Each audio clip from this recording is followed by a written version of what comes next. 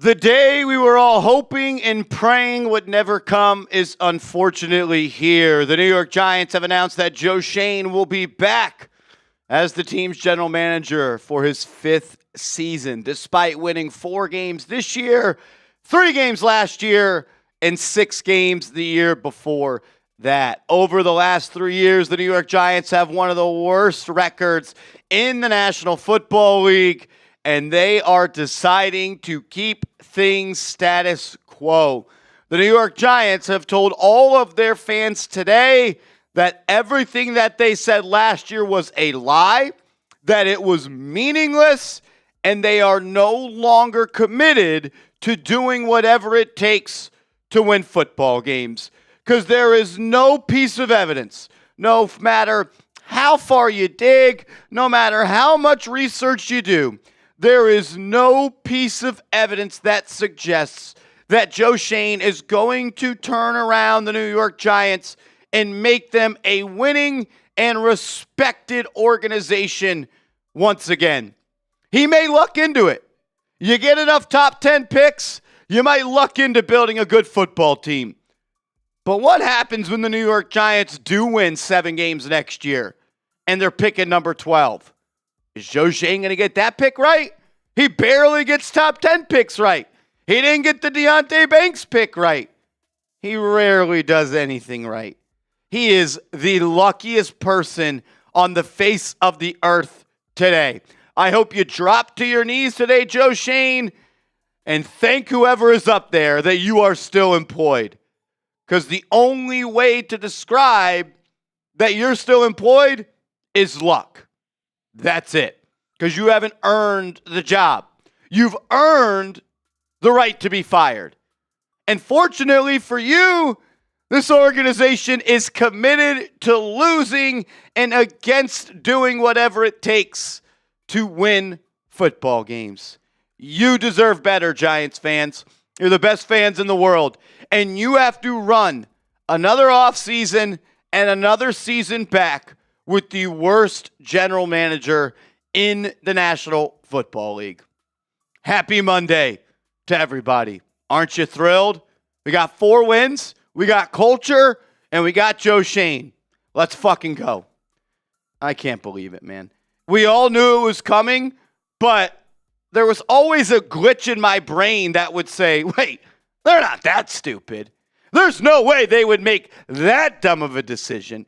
There's no way the once proud New York Football Giants that have been an organization for 101 years would bring back the worst GM in the NFL after they just fired their head coach. I told myself, not even the Giants are that stupid. But every day, they remind me they are the stupidest organization in all 4 major sports. And that's where we are. That's where we are. It's unreal. 23-42 in 1. 7.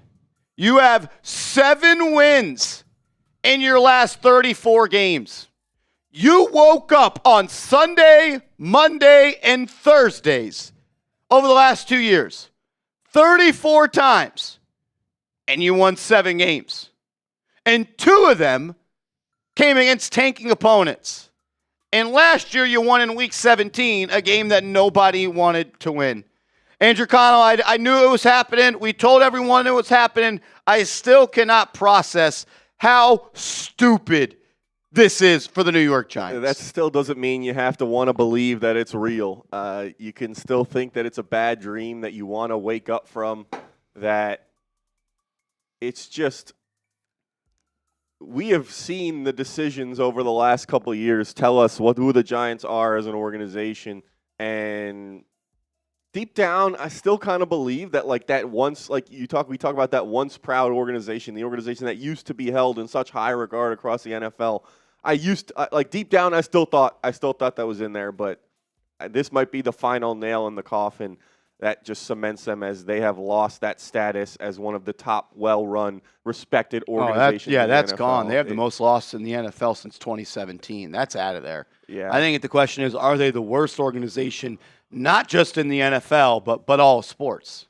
it's hard to argue with that when you just accept the losing that they have suffered through year after year after year. And when you cling on to the one season of winning that Joe Schoen gave you as an excuse to keep him. With Dave Gettleman's roster. Exactly. You're grasping at straws. You're not admitting what's actually happening, and you're just in denial about the state of the organization. It's bad. It's bad. I don't really know how to try and sugarcoat it or make it seem like it's better than it is. It's bad. This is not good for the Giants. And like decisions like these, major decisions like a head coach, GM, quarterback, those things have year-long impacts. Like this is not just, okay, we're keeping Joe Schoen for this season. This is going to impact whether or not Joe Schoen gets fired after the next season, whenever. This is going to impact future Giants teams and Giants season because he's going to select players in the draft that are going to be on the team for 4 or 5 years. He's going to sign guys in free agency that are going to be on the team for multiple seasons. This is not this is just tanking our next season if we still have Joe Schoen as a general manager. You are setting yourself back for years to come by keeping Joe Schoen. And the worst part is he's on the last year of his contract in 2026. That will be the 5th and final year of his deal. So let's just explain it like this.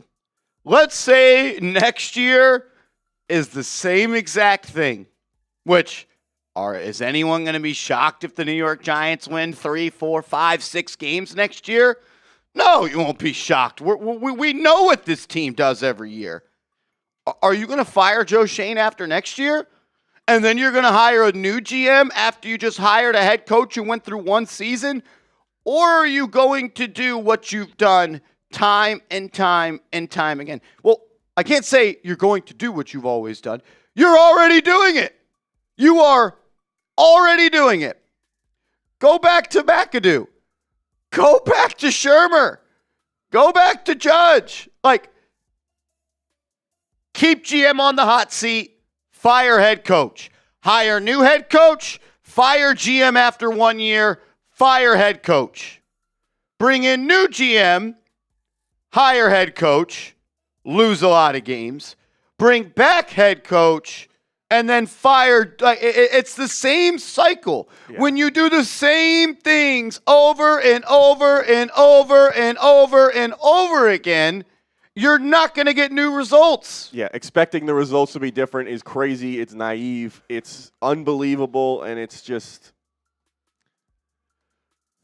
I don't know. I can't believe it. I just can't believe that this is actually happening with the Giants, that Joe Schoen is still here. And we had time. Like you said, we knew that this was the likely outcome. But the fact that it's, I don't know. Part of me still came into work today thinking maybe we'll be doing a show about Joe Schoen getting fired. The Giants just decided it was enough. John Mara be true to the word that he said, or if he felt the same way at the end of this season as he did last season, that he would make the changes that needed to be made. And obviously, things and circumstances have come up, but I don't know if anyone can say that they feel better or good or different from the way things were last season. Yeah, you have Jaxson Dart.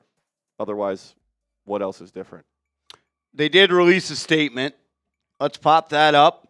I'll read that if you want to throw up a L3 of breaking. Joe Schoen has been retained, or whatever word you want to use. The New York Giants continue to just give the double bird to their fans, saying, the 2025 season has been deeply disappointing, and the results on the field have not lived up to the standard this organization and our fans expect.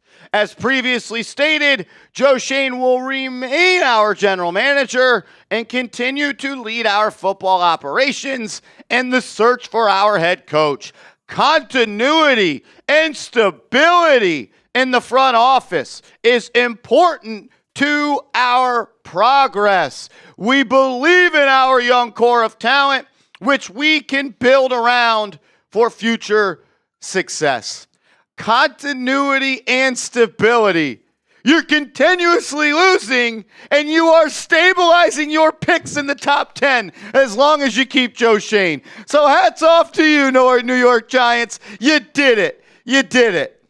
Yep, that's it's hard to read some of those things and feel like the Giants can genuinely believe what they're saying.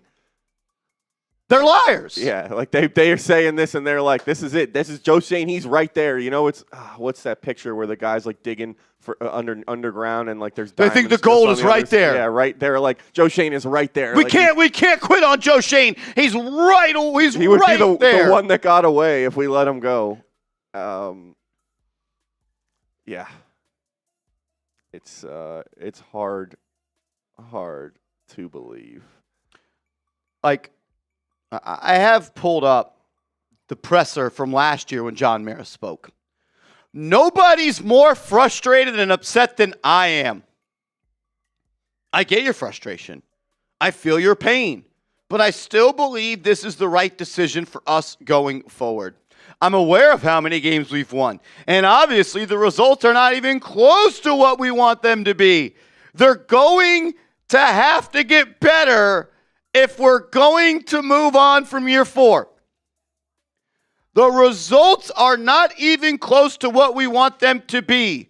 They're going to have to get better if we're going to move on to year 4. I've realized now, Andrew Connell, I'm the idiot, because all it took to get better was to go from 3-14 to 4-13. That's it, right? It took one more win. They told us. That's all it took. They told us I'm the idiot. Aha, Marshall's the idiot. He didn't realize it only took one more win for them to get another year. That's it. I mean, I'm a loser. They knew it. They were true. They said all he had to do was improve, and you know, on paper, they did improve one win. So, man, shit, if I knew it only took one win, I would have never even talked about this. Yeah, it's sad. If you're frustrated that Joe Schoen's still here, please hit that like button. It helps us, get more people in here so we can all talk and vent about Joe Schoen and that fact that we can't believe that they always, like, I'll have this conversation with my dad sometimes. It's like, what are the jobs where you can be so bad at your job? Well, they got better. They did get better, but he's still bad. Better maybe than he was, but still bad. Where you can be so bad at your job and still keep your job. There's not many professions where you can not have results and continue to be employed. But general manager of the New York Giants is high up on that list.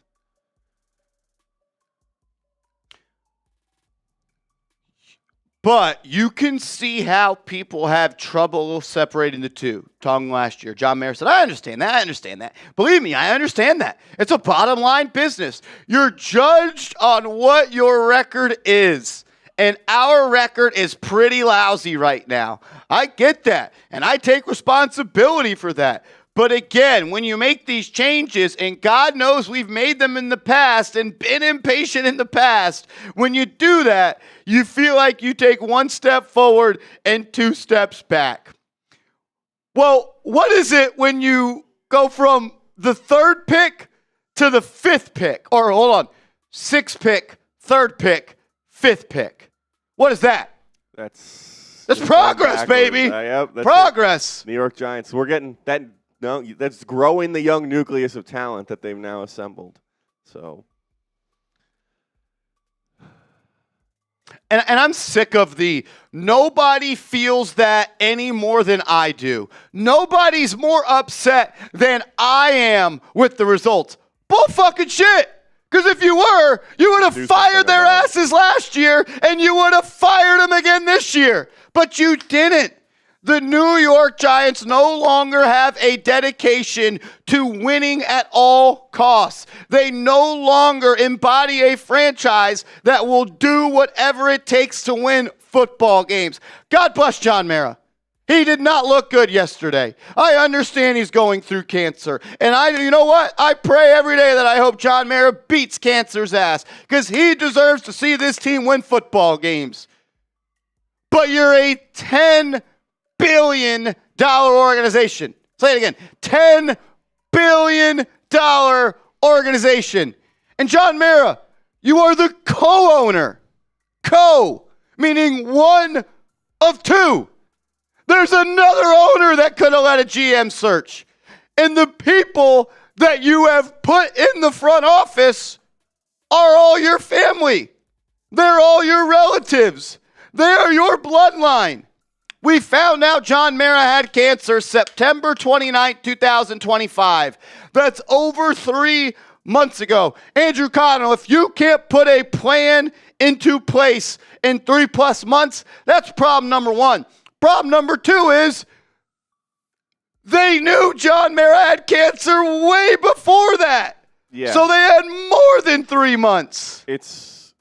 It would underline and highlight a lot of the other problems they have going on with the lack of strategy they have around the decisions that they make in the organization and how, like, the process that goes into deciding what to do something or how they're going to plan to do something. But yes, they should have had that. They shouldn't let, and like, we'll say this over and over again. We feel for John Mara. We want him to get better. We want him to get healthy. We want him to beat this and get through this. You can't let this affect what's going on with the New York Giants. Like, it is it shouldn't be the case. There are other people that should be helping you, picking up the slack for John Mara when he needs to make these kind of decisions. There should have been a plan in place, like you said. And like, do you think John Mara is gonna help him feel better or make him feel better if the Giants are just worse off because of the decisions that are being made or not made because of what's going on? I think the best thing for John Mara would be for the Giants to get better as an organization as soon as possible, and doesn't seem like keeping Joe Schoen is that. It will never happen, and I understand it. If you are not in a spot as an organization to do what's best for the organization because one person is unable to do their job for damn good reason, I understand. Sell the team. Sell the team. Your fan base deserves better. Your organization deserves better. If you can no longer do what's best for the New York Giants, step down, sell the team, and allow someone who can do what's best for the Giants to make the decisions. Because that's all we want, right? Yeah. I want what's best for the Giants. John Mara should want and I know he wants what's best for the Giants too at the same time. Does he, or does he want what's best for the Giants under his watch? That's two major different things. Yeah, there is a difference there, and I don't know. No one knows that but him inside his head and inside his heart what he's feeling. All he says is he wants what's best for this team. And no one handles losses worse than him. Yeah. Not the people that pay their hard-earned money, who aren't millionaires and who aren't billionaires, that buy season tickets, that sit in hours of traffic every Sunday to watch your team and the product that you put on the field get their ass whooped. Every week. Every week. Yep. You're telling me the people that spend way too much money on those sorry-ass seats and that sorry-ass stadium that you built, you feel worse than them? Week after week, month after month, year after year at this point, and it's going to get to the point now where it's going to be decade after decade and generation after generation. That's the territory we're stepping into now with the Giants and their prolonged period of just terrible football that they've gone through over the last 10 plus 15 years at this point. The last Super Bowl win coming up on 15 years. And they've been in the playoffs, twice since then? 15 years? They're always looking for the outlier. The Giants can be the outlier. We're going to keep the GM that has less than a 40% winning percentage. And we're going to keep him for a 5th year, and he's going to turn it around in year 5, and we're going to be the outlier when every piece of evidence throughout NFL history shows you. If a GM's bad in the first 4 years, you're going to be bad going forward. And he's in his own head as well. He's thinking about the past decisions that he's made that were wrong and letting that influence what he's doing with this decision. And he's like, I don't want to make the same wrong mistake. So if I'm going to make a mistake, it's going to be a different mistake that I'm going to make this time. I'm certainly not going to make the same mistake that I made last time, and not evaluating Joe Schoen's body of work as a whole, instead of saying, I fired coaches and GMs too early, in my opinion, in the past, and now, so I'm not going to do that again. And at least if I'm wrong a different way this time. Unreal, man. So, Shout out to Esco coming in with 5. It says, same process, expecting different results equals insanity. The Giants are run by buffoons at this point. I keep on saying today the New York Giants are no longer committed to winning, and the New York Giants are no longer an organization that will do whatever it takes to win games. I'll take it a step further. The New York Giants are no longer an organization that knows how to win games. Yeah. The New York Giants no longer know how to win. They have forgotten how to win, or have they? Because we can all go look up the Giants' record when John Mara was the owner of this team. Since 2013, you are a bottom 5 organization.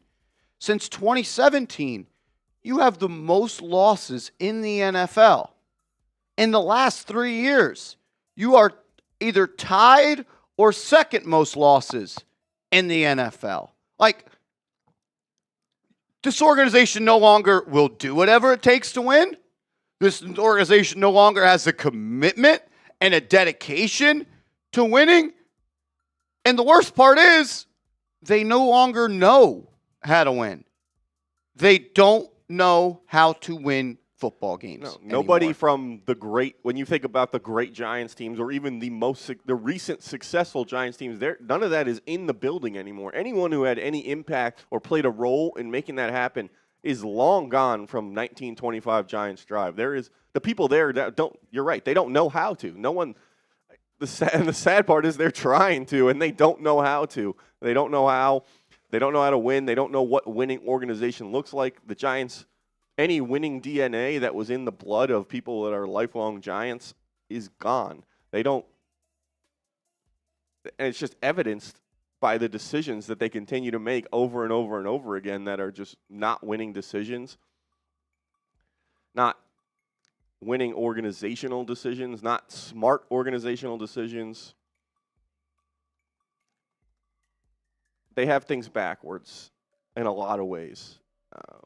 They think they're a winning and proud organization because they go out there and they try in week 17 and 18, when in reality, you look at the best organizations in the NFL and they're smart and strategic about how they do things. They're taking a long-term view in a lot of aspects, and they're not just going for that quick fix of a W in week 18 and how that's going to make people feel. They just have a lot of things backwards, and I think they just don't know what to do. Yeah, it's sad. It's very sad, Esco. It's very sad. Jotman, I understand your question. Happy National Joe Schoen Appreciation Day, Cowboys fans. Yep. If I was a Cowboy fan, I'd be hooting and hollering that Joe Schoen is back. A. Rivera, what up, Marsh? Won't this make the head coach an unattractive job with an unstable owner or an unstable GM? In theory, yeah, it should. It should make a head coach, look, 2 ways. One, as a head coach, you might say, well, I don't even have to succeed to keep my job. Like, the expectation is I win 3 games, then 4 games. I'm considered a success as the head coach. But the bigger problem is this, A. Rivera, and this is not proven anywhere. This has not been written anywhere at this point. I don't think Joe Schoen, I'll say it like this, if Joe Schoen got wind that candidate X doesn't want to work with him, he's not going to interview him. He's not going to move him along in the process. He's not going to take him as a serious candidate. Because there's only one way that Joe Schoen loses his job this offseason. There is a powerful head coach that wants to coach the Giants, and he says, I want my own GM. Like we saw with Liam Cohen last year in Jacksonville and Trent Baalke. Does that happen? Maybe. But if you were the GM, Andrew Connell, and you got wind that a head coach didn't want to work with you, you wouldn't move them along in the process. No, absolutely not. We know Joe Schoen is not going to be doing what's best for the Giants, even if there is a candidate like that. He's going to be doing what's best for Joe Schoen. It's what he's always done. You look at the events that played out this season between Joe Schoen and Brian Daboll and kind of that split and kind of all that politicking and stuff that was going on within the Giants organization of, oh, it's not my fault, it's his fault. He did this, I did this. Not a united front together. They both knew that there was a chance that one person was going to go and one person was going to stay, and Joe Schoen was working his way. Whatever he tells John Mara likes, because John Mara believes in Joe Schoen. He's buying what he's selling. And for that reason, I think the news is that Joe Schoen is overseeing this process. So there's not anyone who would say, oh, no, you have to interview this candidate. Joe Schoen is deciding who is going to get interviewed, who's not going to get interviewed.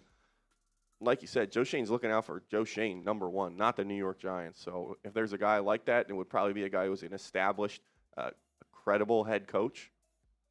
Yeah, he's not going to do that. The hope is John Harbaugh and the Ravens agree to part ways, and John Harbaugh says, I would love to be the head coach of the New York Giants. I will be the head coach of the New York Giants, but I will not work with Joe Schoen.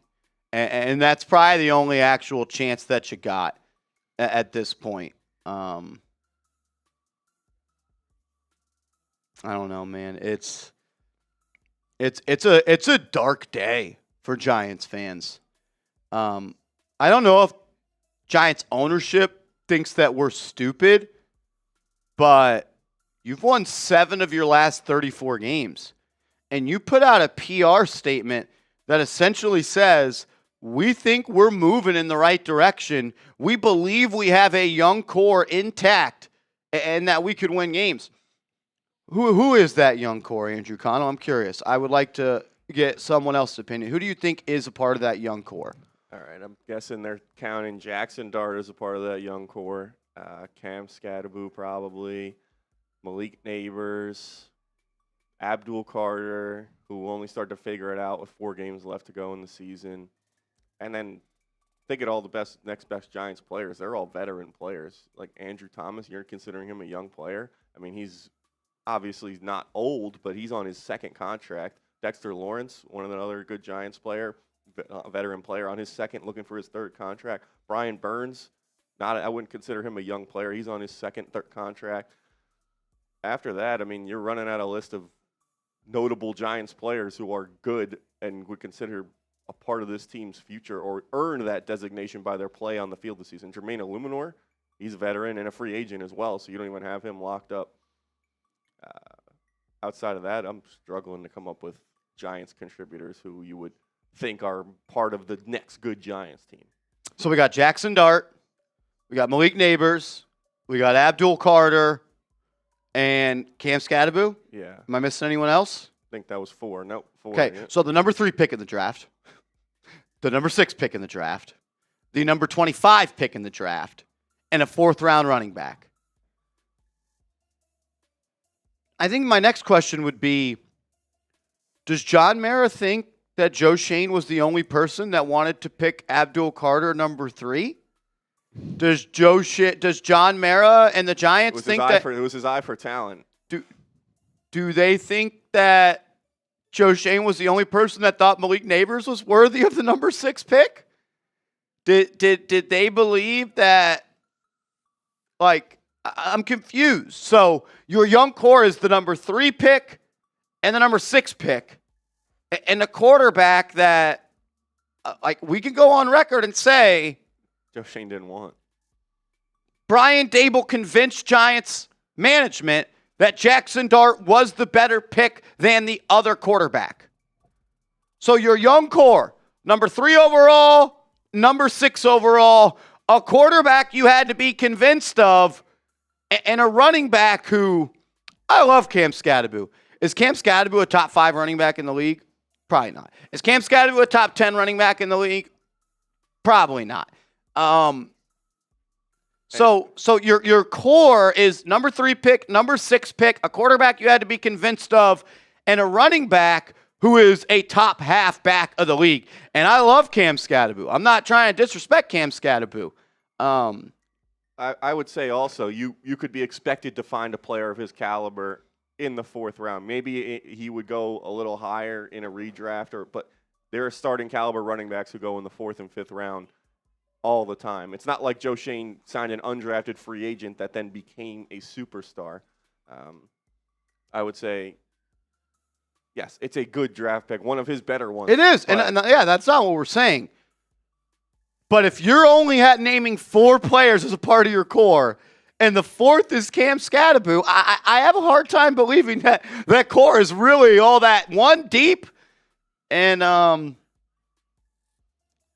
don't know. Yeah, because you start to get to the point where the Giants, and then we named some more veteran players that are also good players that the Giants have, but you're getting to the point now where we know how far away the Giants are at 4-13, and really worse than that in all likelihood. Are those veteran players going to be at the top of their game when the Giants are, even if everything goes right, ready to compete again? Like Dexter Lawrence already showed some signs of decline this season, and when the Giants are next trying to compete for the playoffs, who knows when that'll be? Is he going to be Dexter Lawrence, or is he going to be even on the team at that point? I think some people are upset that I said Cam Skattebo might not be a top 10 back. Is he better than James Cook? Is he better than Derrick Henry? Is he better than Jonathan Taylor? Is he better than Bijan Robinson? Is he better than Devon Achane? Is he better than Jahmyr Gibbs? Is he better than Christian McCaffrey?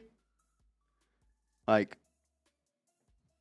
I can keep going, but I don't need to do this. I think we all are kind of well aware. Listen, we all love Scat. Everyone loves Scat. He was playing great ball before he went down. Even if you're taking however many games he played, six games before he got hurt. So we're taking 6 games of Cam Skattebo and we're making him a top 10 back, coming off a major injury. Yeah, the body of work of all those other guys, which is years and years.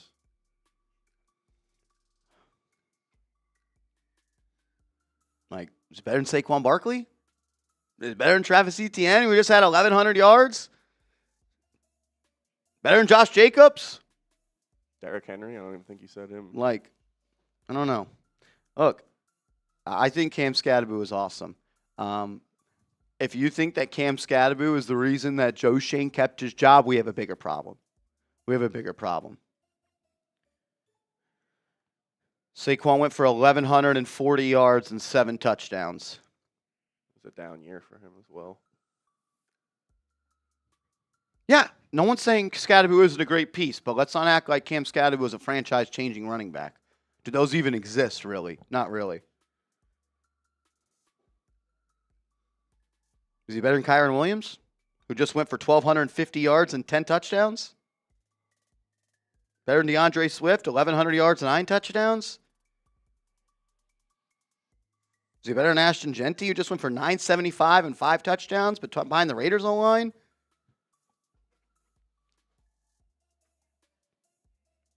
Doesn't mean disrespecting Cam Skattebo. I think I'm literally one of the leaders of the Cam Skattebo hype train. Averaged 4.1 yards per carry. I love Cam Skattebo. Saw someone say Cordell Flott.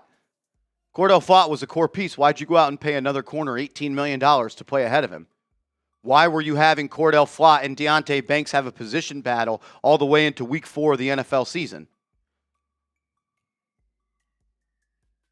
I hear some people saying Wan'Dale Robinson. Are you going to pay Wan'Dale Robinson big money this offseason? We just saw Gunnar Olszewski go for 100 yards yesterday. Someone said Andrew Phillips. I like Andrew Phillips. He could be one of the best slot corners on any given play, and then he could be one of the worst corners in all of football any other play.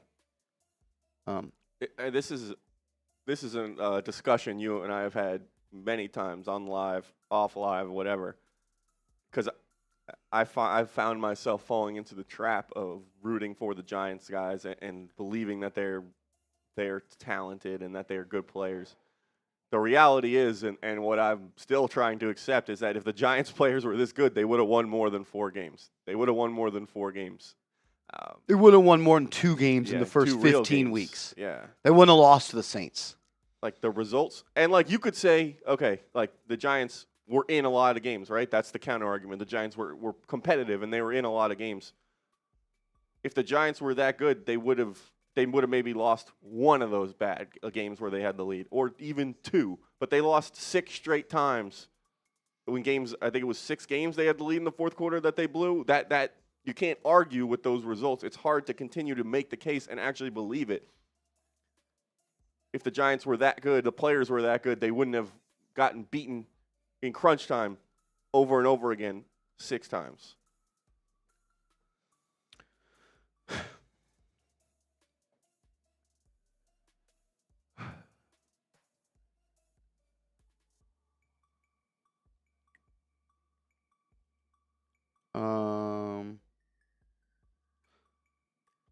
Mid to late season, store context.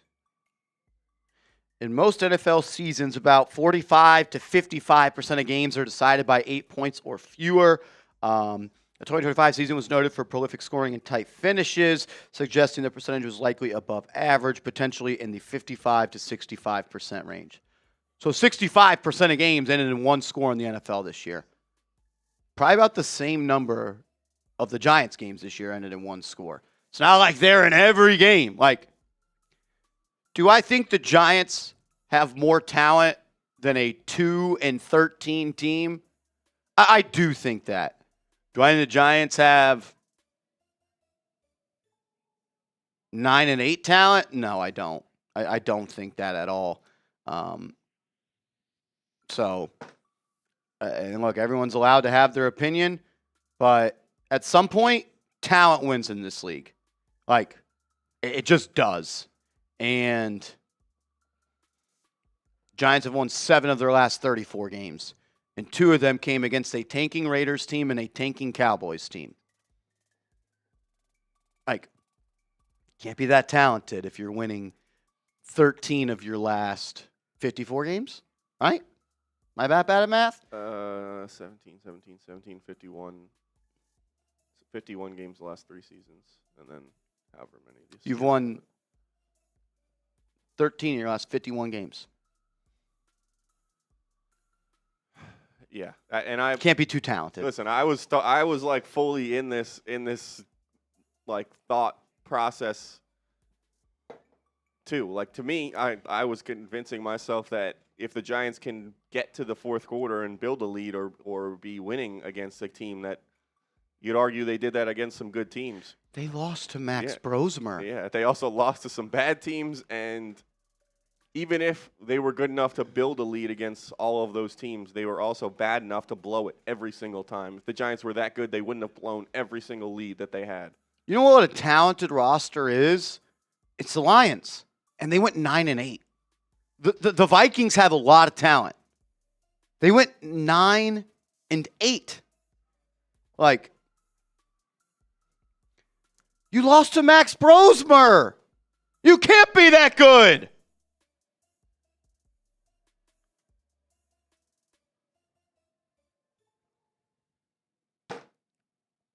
We're in year 5, Andrew, and we still haven't solidified the offensive line. We still don't have defensive tackles that can stop the run. We have no playmaking inside linebackers. We do not have a shutdown corner.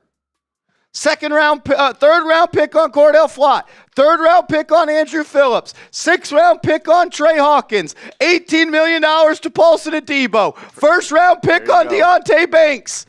And you still need a corner.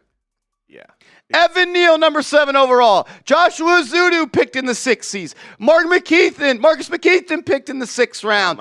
John Michael Schmitz. Like, you've thrown 10 darts here, and it's still a problem. You refuse to draft defensive tackles. You don't believe in the trenches. The inside linebacker spot, still no good. The cornerback spot, you unloaded the clip, still no good.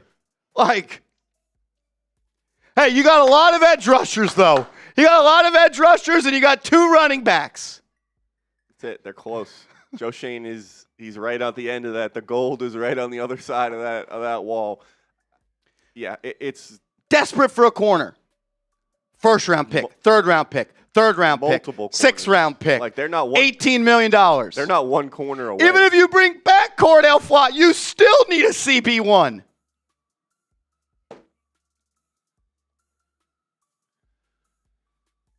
The run, and like, you look at those 2 and 3, the Giants' run defense, we've gone through. And the kicker, stats. the kicker. And the punter. You can throw lump the punter in there too as well. Special teams in general, really. Danny says, wide receiver should be a number 2 need. That's an even bigger indictment of Joe Schoen. Number 6 overall pick, 2nd round pick, $36 million for Darius Slayton. Traded up in the 3rd round for Jalen Hyatt. And you still need wide receivers? What? Nito says Bobby O'K did a good job. Bobby Okereke was good in 2023. Was he here the first year or 2022? He wasn't on the playoff team. Because one of the reasons he wanted to sign here was because what the Giants were building. Yeah. He was good in 2023. He was not good last year, and he was not good this year. Yeah, he had 2 takeaways in the last 2 games. Yeah, he really turned it on in week 17 and 18. So, I don't think we have. I don't know if I have these still ready to go, but we've gone through on this channel all of Joe Schoen's draft picks and whether or not there have been hits and misses or even maybes, and they're just not enough. If Cordell Flott was a hit, we would all be pounding the table for him to be brought back. Yeah. If Wan'Dale Robinson was a hit, we would all be saying you gotta pay him. We wouldn't be talking about whether or not they should. It would just be assumed they're going to get whatever the hell they deserve and whatever blank check. 2 years in a row, you had the number 1 pick in the second to last week of the season. In week 17, 2 years in a row, you had the number 1 pick, and you're keeping the GM. It feels like I'm being punked. Like, is Ashton Kutcher going to walk through that door and say, ha, joking, Marsh, Joe Schoen's been fired? That would be more believable than Joe Schoen keeping his job after winning 7 of his last 34 games and having the number 1 pick in week 17 2 years in a row. The Dark Cow says we don't care about winning. It's so much deeper than that. You no longer have a commitment to winning. You no longer have the mindset of we'll do whatever it takes to win. And most importantly and most damning, you don't know how to win. 3MWM says, okay, I'm done. Negativity is too much. So the negativity is too much or the losing is too much? Which one is it? You want me to blow smoke up your ass? Man, next year they're going to the Super Bowl, bro. They're just an O-line away. They're just a running receiver, corner, a couple moves that Joe Schoen makes on the margins, and they're going to win it all. They got 2 culture wins this year, Andrew Connell. They're going to be back and better next year. Is that what you want? How do you think if the Giants won more games, there wouldn't be negativity? We'd be talking if the Giants were a better team. You wouldn't be able to It's not even negativity because negativity implies that you're saying things that are not fair. Yeah. Everything we're saying is fair. It's all based off of the record. The record with Joe Schoen, the performances by some of the players. Go back and watch my 2022 content. Think I was being negative then?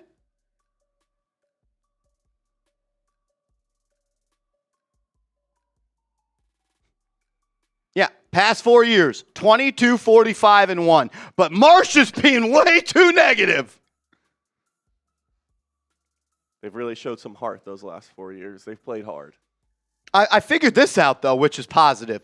I'll do this positive spin-off so you can feel a little tickle in your groin. The New York Giants the last 2 years are 3-1.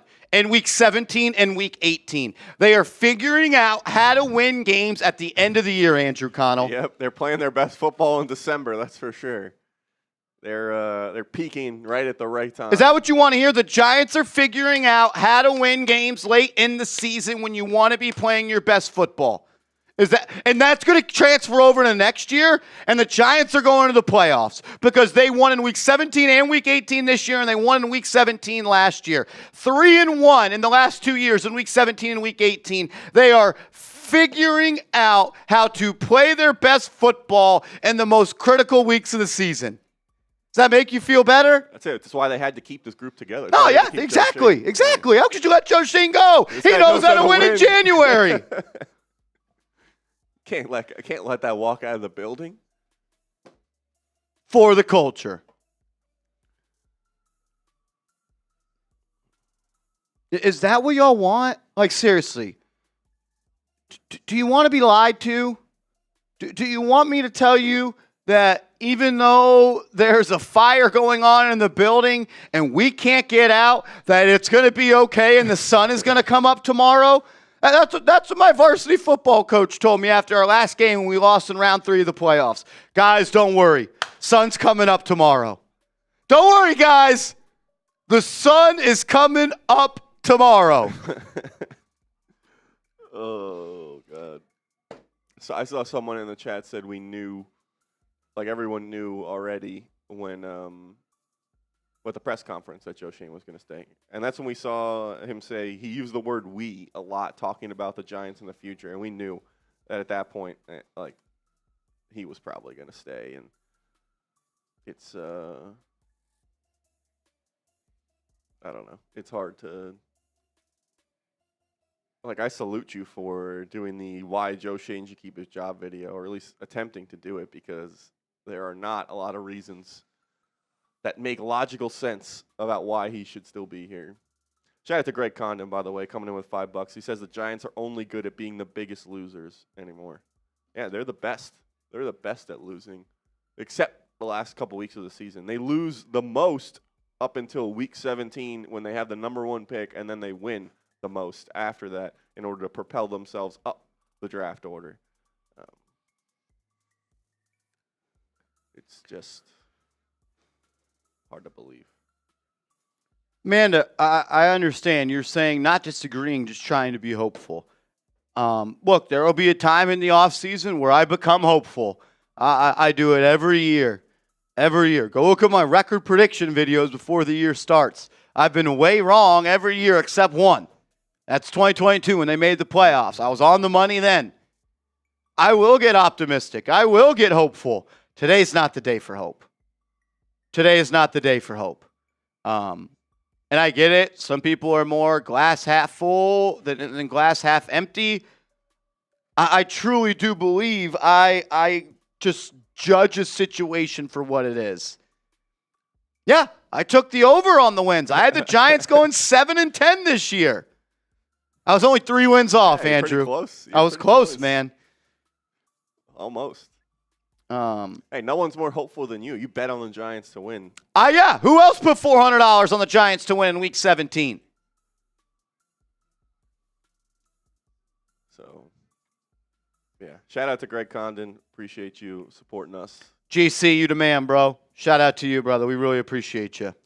Yeah, a lot of people in the chat are saying Pete Carroll is fired. Yes, Pete Carroll has been fired. Kevin Stefanski has been fired. And Joe Schoen has been retained. Raheem Morris was fired last night. Raheem Morris fired last night, as well as the general manager for the Atlanta Falcons, Terry Fontenot. Soul Silver, $10 super chat. Appreciate you. I took my kids to a dozen games in the last 5 years, and they have never seen the Giants win a game. My daughter once asked me, Daddy, do the Giants ever win? There's a generation of Giants fans who have lost and been lost. If you were born in 2013, you have seen this team be the worst in all of sports.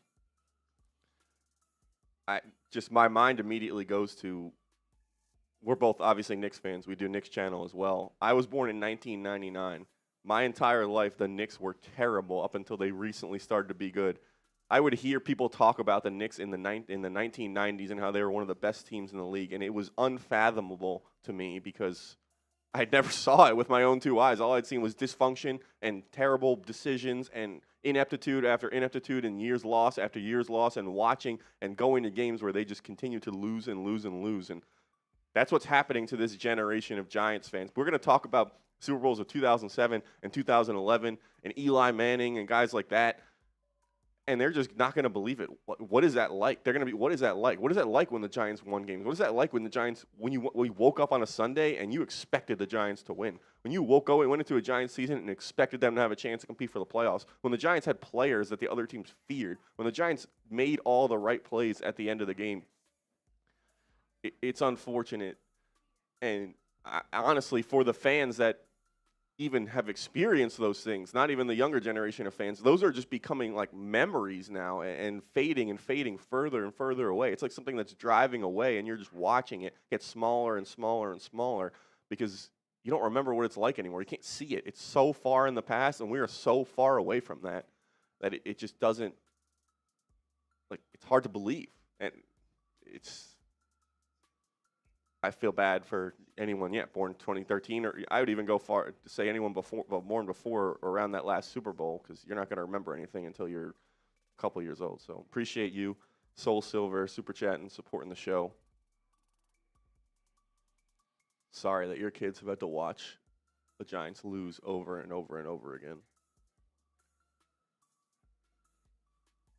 I'm looking for a text that I got earlier this year from Mr. Rick.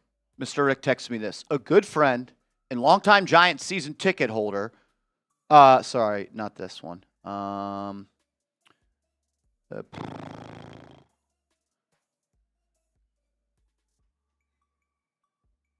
can't find it.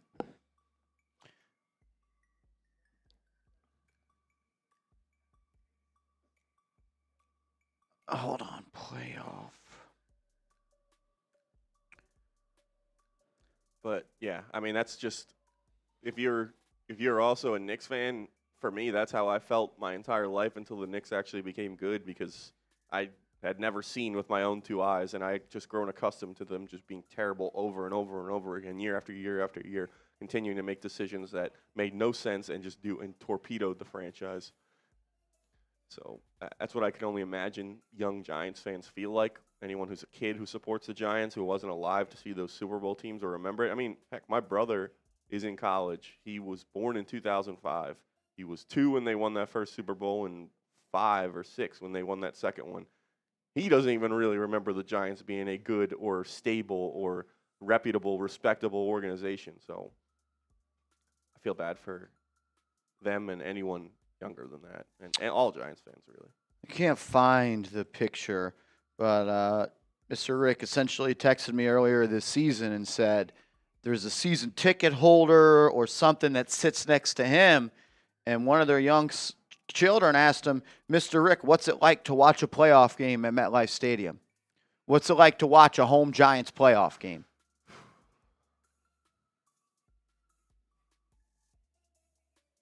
When's the last time they did that? 2012? When they won the Super Bowl, when they beat the Atlanta Falcons? I mean, they were a wild card. Or were they card? They beat the Falcons at home that year. They blew them out. So they had a home playoff game that year. But yeah, I mean, I don't even, like, when they went to the playoffs in 2022, that was the first time I'd watch a playoff game since the Super Bowl. When they made the playoffs in 2016 against the Packers, I was in high school. I actually had a basketball game during that, so I didn't get the chance to watch that game. So over 10 years watching a playoff game. It's sad. It's sad to Tampa in 07. Want to say that was on the road, Bronx boy.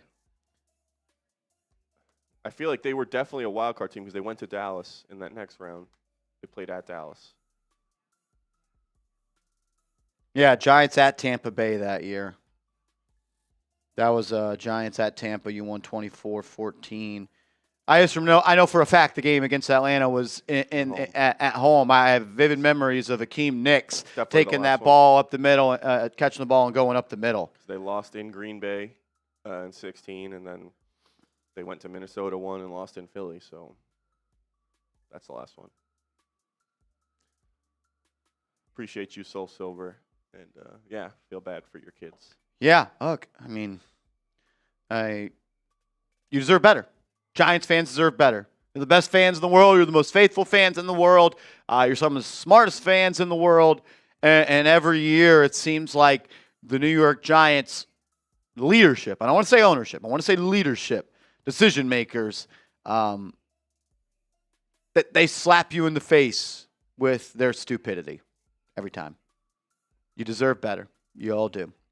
Brian, what's up, man? $5 super chat salute to you. What are the chances the old dog learned a new trick and starts using void years to give us the cap flexibility we need? I think that there's a chance that could happen this year. Like, while the Giants haven't been using void years, we've seen over the last 2 free agencies free agency cycles that Joe Schoen structures his contracts in very similar ways. Year 1, low cap hits. Year 2, high cap hits. Go look at the Darius Slayton deal. Go look at the Javon Holland deal. Go look at the Bobby Okereke deal. Go look at the Paulson Adebo deal. I believe prior to the Giants selling 10% to the Koch family that they were one of the most cash-poor organizations, and that is why they are not doing the void years down the road. And I think there's a direct correlation between that and then selling 10% of your organization for cash flow. I think that's a tight line that you want to walk, because are you going to let Andrew Connell, Joe Schoen, in his last year as the general manager under contract, or are you going to extend Joe Schoen this offseason, or are you going to be stupid enough to have a GM on the hot seat for the 3rd year in a row, entering the last year of his contract? Different conversation. It's a lose-lose situation. Are you going to let Joe Schoen pull a Dave Gettleman and empty the bank and fuck up the future cap to save his job? Not to save the Giants, to save his job. Are they going to let him do that now? I mean, it seems like they're letting him do whatever they want. They're letting him run the head coaching search. They're telling him he's safe. They've given him that vote of confidence that he didn't earn or deserve. Yeah, it wouldn't shock me if the Giants try to infuse and add talent via free agency that they really don't have the cap space to add, and they hurt themselves and hamstring themselves in the future because they want to feel different this time next year, and that's the easiest way to do that. And they're light on draft capital, which they didn't have a chance to get more of because they lost the number 1 pick. Who needs that? We have a quarterback. They're just going to trade up. Yeah, just trade up. Fuck it. Trade up. Instead of trade down and get to pick number 5, get to pick number 5 and then trade up. So, actually, I was thinking about this last night after the game. Do you think there's still a chance they do trade down from 5, even though they don't? And Yeah, I mean, I do. obviously, you're not going to get the same haul you would have gotten, but they still trade down to later in the first round, obviously. Yeah, they'll trade down and then they'll pass up on Micah Parsons, Rashawn Slater, and they'll walk away with Kadarius Toney and Evan Neal. Yep. Sounds like the Giants I know. I don't know. People can talk about Marsh, be optimistic. It's either today or yesterday was my 5th year here at Chat Sports. This will be my 6th off-season covering the New York Giants here. And obviously I'm a lifelong fan as well. And there will be a time where I get optimistic. They make that first move in free agency. They hire this head coach. I'll be optimistic. I have no reason to stand up here today and tell you that I am optimistic about the future of the New York Giants. What is there to say that we should be optimistic? The only thing is you're probably due, based on the previous years and the previous calendar, you're probably due to make the playoffs. Made the playoffs in 2016, made the playoffs in 2022. So every 6 years? No, we're still 2 years away from that. Yeah, and we're even with that statistic that like however many NFL playoff teams cycle through every year. Like, what is it? They usually half the playoff field changes from the year before.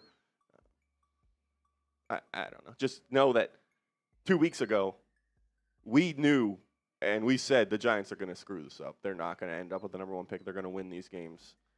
The only time we can confidently know the Giants are going to win is when they shouldn't. I asked a source of mine who is extremely connected to the New York Giants organization, and I asked him, and he kind of reported last night that Joe Schoen was safe, which, I mean, we knew last week on Tuesday he was safe, but said if Mara is healthy, do the Giants keep Schoen? He said, hard to answer that question, to be honest. Which, as I probably look at this and digest that in the most negative way possible, that tells me that they probably still would have kept him if John Mara was healthy. And even then, like, that makes me even more irate. And it makes me believe that they don't understand what's going on. They don't understand the question. No, they do. They understand. And they're going to support Mike Kafka. Yeah. Yeah, it's like what we've said is that John Mara, hopefully he gets healthy.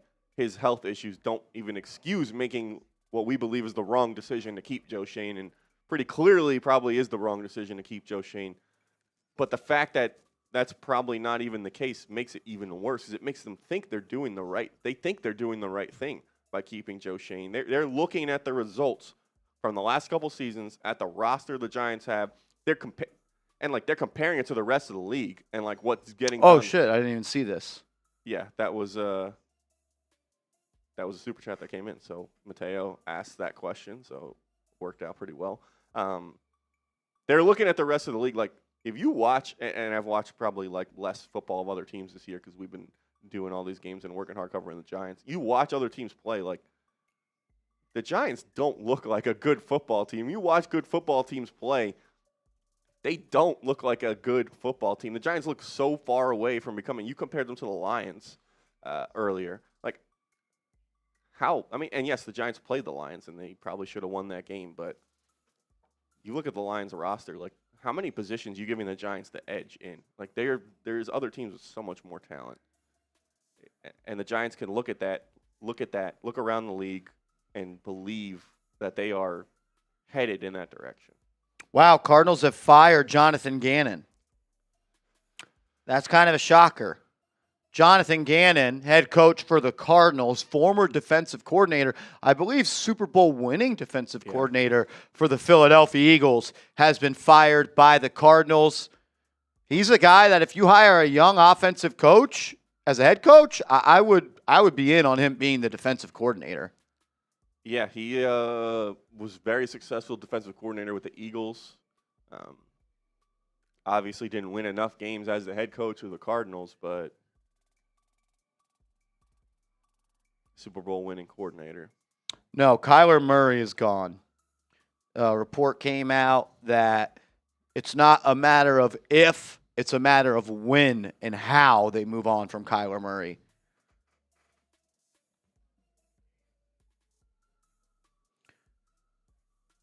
Student assistant at Louisville, grad assistant at Louisville, Falcons quality control coach, Titans quality control coach, Vikings DB coach, Colts defensive back coach, and then he was a D coordinator for the Eagles in 2021 and 2022. So, peace to Mateo.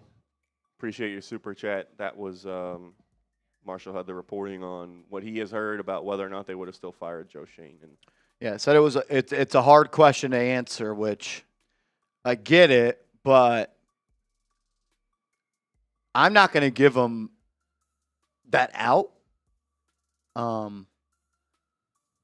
because I can't process, Andrew Connell, that $10 billion organization won't fire the general manager if they think it's the right move due to their co-owner dealing with life-threatening cancer. yeah, it's right. Yeah, well, I mean, yes, it's not. But we talk about how all the time how the Giants are run like a mom and pop shop. We've said that over and over again. And if you kind of view it through that lens, which is not the reality, the Giants are reality, a $10 billion organization that should act like such. But if a mom and pop shop, things shut down, and I don't know, it should not be the reason why you make the wrong decision if you believe it's the wrong decision. So I think the point is that the Giants do believe this is the right decision, regardless of John Mara's health situation. They believe keeping Joe Schoen is the right decision.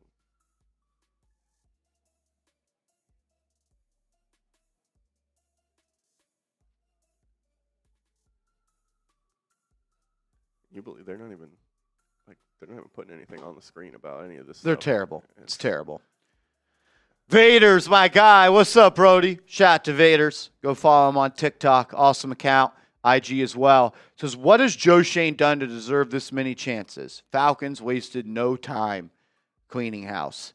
Yeah, and I said it in the video where I instantly reacted to Joe Schoen, to it being announced that Joe Schoen was keeping his job, and you compare the winning percentage of Terry Fontenot and Joe Schoen, and the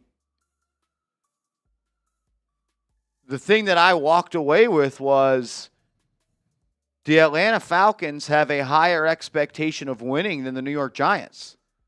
Terry Fontenot, in the 5 years as the GM of the Atlanta Falcons, went 37-48, a .435 winning percentage. Joe Schoen, in 4 years, I get it, Fontenot got 5. Joe Schoen was 22-45-1 in 4 years. Like, Terry Fontenot almost has double the amount of wins that Joe Schoen did. And the Falcons decided to move on from him. And you want to talk about young talent. I mean, the Falcons are a team that has some young talent as well. Real young talent. Yeah, Bijan Robinson, Drake London. A.J. Terrell, really good offensive line. Yeah, solid, really good offensive line. And James Pierce had a damn good year. Jalen Walker. Did you ever think the Atlanta Falcons would have higher expectations than the New York Giants? No. It sounds crazy to say. It's embarrassing, bro. It's embarrassing. Vaders, yeah, I don't know. I don't know. I did a video where I tried to play devil's advocate, where I tried to list out the best moves for Joe Schoen, and just trading a second and a fifth round pick and paying Brian Burns $150 million, should that keep your job? I think we all knew Brian Burns was a damn good player. Yeah, I mean, like you talked about it with the draft picks as well. All the Giants' best players are guys that it's not like he has this eye for talent where he's identifying hidden gems. Brian Burns was a multi-time Pro Bowler when the Giants traded for him. The Rams were offered a trade of 2 first-round picks for Brian Burns. So, yes, credit to Joe Schoen for only having to give up a second round for Brian Burns. Then you had to pay him $150 million. Part of the reason the Rams offered those picks is because he was still under team control. Some players from this draft class look pretty good. And didn't we say the same thing about the 2024 class? Oh, man, they got Nabers. They got Newbin. They got Andrew Phillips. Touch the football, Tyler Newbin. John Mara, I told you. He said, I thought we had a great draft class. He said. And, I'll hit on this, improve the offensive line bullet point. The offensive line has... Notice I didn't say fix. Yeah, it's no longer become the Giants' biggest problem. It is still an unresolved long-term issue, we would say, because you look at the Giants' O-line, and it's been serviceable, sometimes good this year. Andrew Thomas is, all right, he's a guy in the prime of his career, even though he's got injury issues. Then you look at the guards. John Runyon is on the wrong side of 30, I believe, a guy who's not a long-term answer. JMS has been probably the worst player on the Giants' offensive line. He's a guy you invested premium draft pick in. Greg Van Roten is old. He is a free agent. Are they going to bring him back? He is not a long-term answer. And Jermaine Illuminor, a great player, also a free agent, not settled. That position is not settled. So you don't have a right guard and you don't have a right tackle for the future. So it's not fixed. You improved it this year. And credit to you for that. The Giants' O-line was good this year. It's also still a major work in progress. And, sure, he cleaned up the salary cap, but it's not like the Giants are swimming in salary cap space. They're in the middle of the pack this year. They're in the middle of the pack next year. They're in the middle of the pack in 2028. And, let's not forget, Darius Slayton has a $16 million cap hit this year. You could do the dance if you want. 2026, Giants salary cap. Everyone can go look at it. Click on SpoTrack, and you talk about cap hits, right? Paulson Adebo has a $24.3 million cap hit this year. You think Paulson Adebo is worth a $24.3? That's 8% of the salary cap, ladies and gentlemen. He is not. Javon Holland has an $18.5 million cap hit next year. That is 6.1% of the cap. Darius Slayton, a $16 million cap hit next year. So 18.5 plus 16, that's 34.5. 34.5 plus 24, that's $58.1 million in cap hits to Paulson Adebo, Javon Holland, and Darius Slayton. The 3 moves you made this offseason, that's 8%, 14%, 20% of the cap next year is going to Darius Slayton, Javon Holland, and Paulson Adebo. And the workaround to that would be if these guys were long-term building blocks, you could extend them and lower their cap hits. You can't. Are you confident doing that with any of those players? None of those players performed well this season at all. It's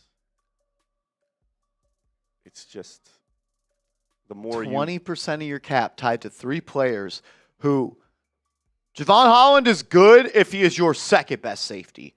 Paulson Adebo is good if he is your second best corner.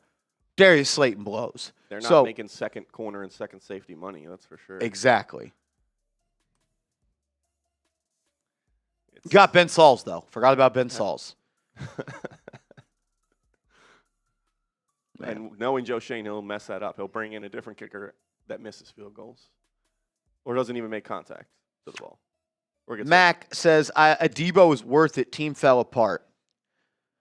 I guess I'll answer that by saying this.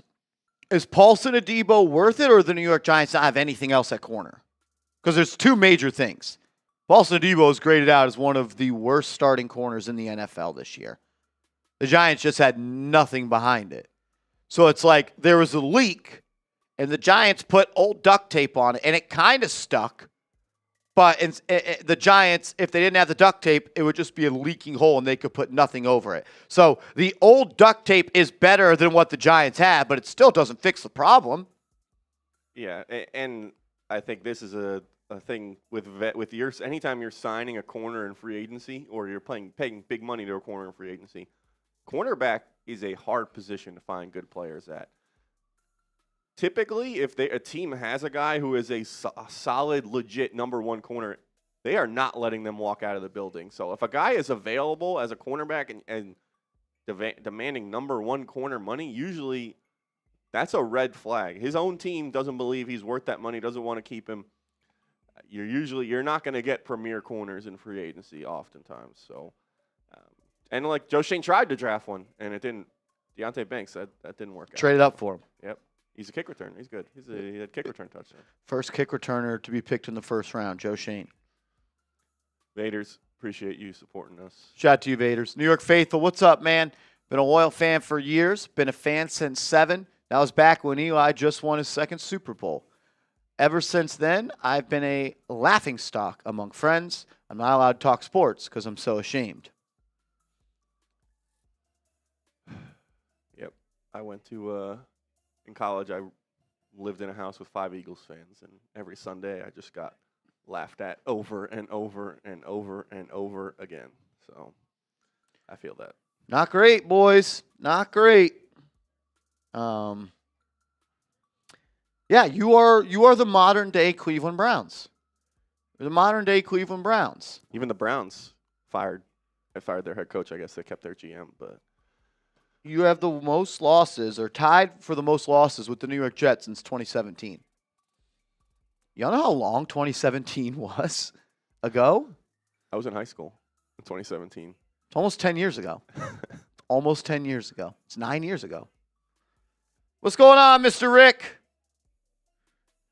There's a GM that can't finger a kicker. What do you mean by that? Figure out a kicker. Hey, Ben Sauls looks pretty good, Dog. Mr. Rick. I think we should extend Joe Schoen. He found Ben Sauls.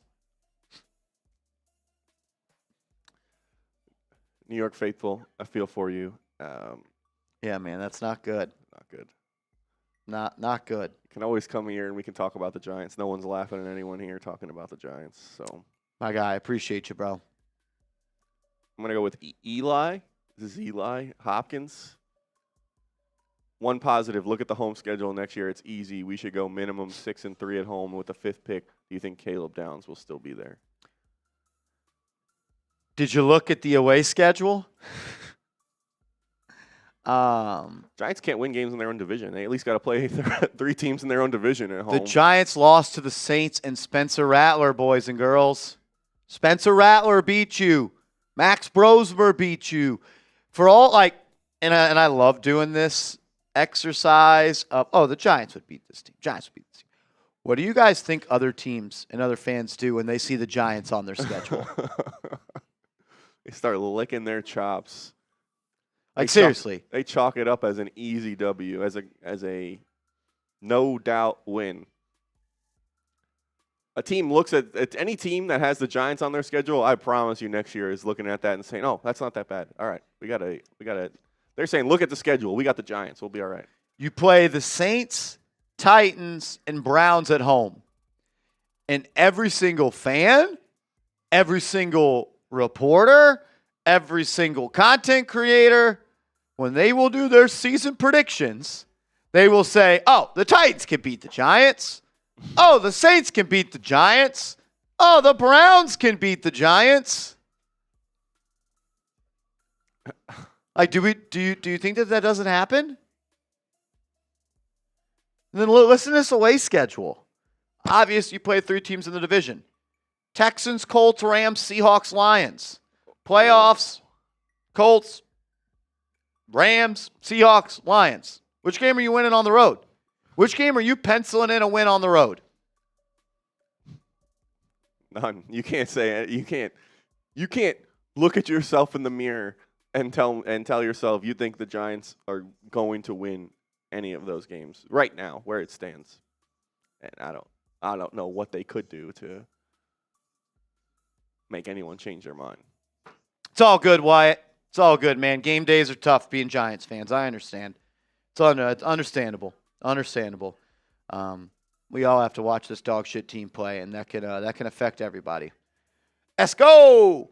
Been loyal to New York sports. Has done nothing but hurt me. Yeah, it's not been great. It's not been great being a Giants fan. It hasn't been great being a Yankees fan or a Mets fan or a Rangers fan or an Islanders fan or the only thing that's been cool is being a Knicks fan. Think about that. What if I told you 10 years ago the best organization in New York by far is the New York Knicks? Like, the way they are run, the way that they play, like, they are by far the best organization in New York sports right now. Someone who woke up from a coma after 10 years, they would if you went into a coma in the mid-Isaiah Thomas tenure and you woke up, the Bills aren't a New York team. The Bills openly rooted for Toronto and the Blue Jays in the playoffs. They are not a New York sports team. New York sports teams don't root for Toronto over other New York sports teams. So, no, I don't classify the Bills as a New York team. As far as I care, they're a Canadian football team. Yeah, like, who would be the second best run organization? Is it Rangers, maybe? The Yankees. Yankees, who haven't won anything since 2009? They're at least in the playoffs every year. That's the bar. That's really the bar. None of the other teams are consistently making the playoffs. The Rangers were, and they kind of listen, I don't follow hockey that closely.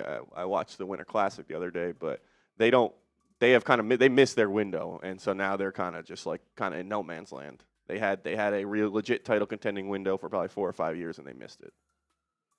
Yeah. Not great, bro. Not great. Thanks for being here. Thanks for supporting the channel. Mario, do you think they keep Cap? No. Kafka is gone. He ain't coming back. And he shouldn't. Mikey Dior. Can Stefanski or another coach still boot him? Okay, so I'll answer this. There is a world where Joe Schoen can still be fired, where the Giants can let go of Joe Schoen. If there is a high-profile coach that is a proven winner, and ownership falls in love with them, and that coach tells ownership, I will not coach the Giants if Joe Schoen is here. I want my own GM, and I will coach the Giants if you hire the GM I want. That can happen. That happened last year with the Jacksonville Jaguars. Right? Yeah, Jacksonville Jaguars. Yeah. Liam Cohen. James and Trent Gladstone. Baalke. You would need someone like John Harbaugh. And I don't even know who else that could be. I don't think Kevin Stefanski is that kind of juice. Just got fired. Yeah. Maybe the Steelers get blown out in the first round of the playoffs versus the Texans. And maybe that can happen. I don't know. Ryan Porter says maybe Shula. I don't know. I don't know if a coach that's never been a head coach before. Liam Cohen was able to do it, so I get that. But maybe if the coach has multiple suitors and heat on them, and like it's deciding between they want to coach. If the Giants fall in love with a candidate and they want that candidate more than anyone else, and that candidate says, I will come sign on the dotted line, as long as Joe Schoen is not the GM, there is a chance it could happen. But we're talking about like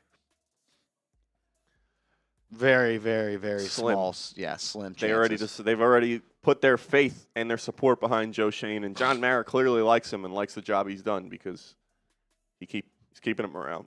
Excuse me. Appreciate you, Mikey. Paul, with kind of a little bit of a follow-up to that almost. He said, would you hire Stefanski?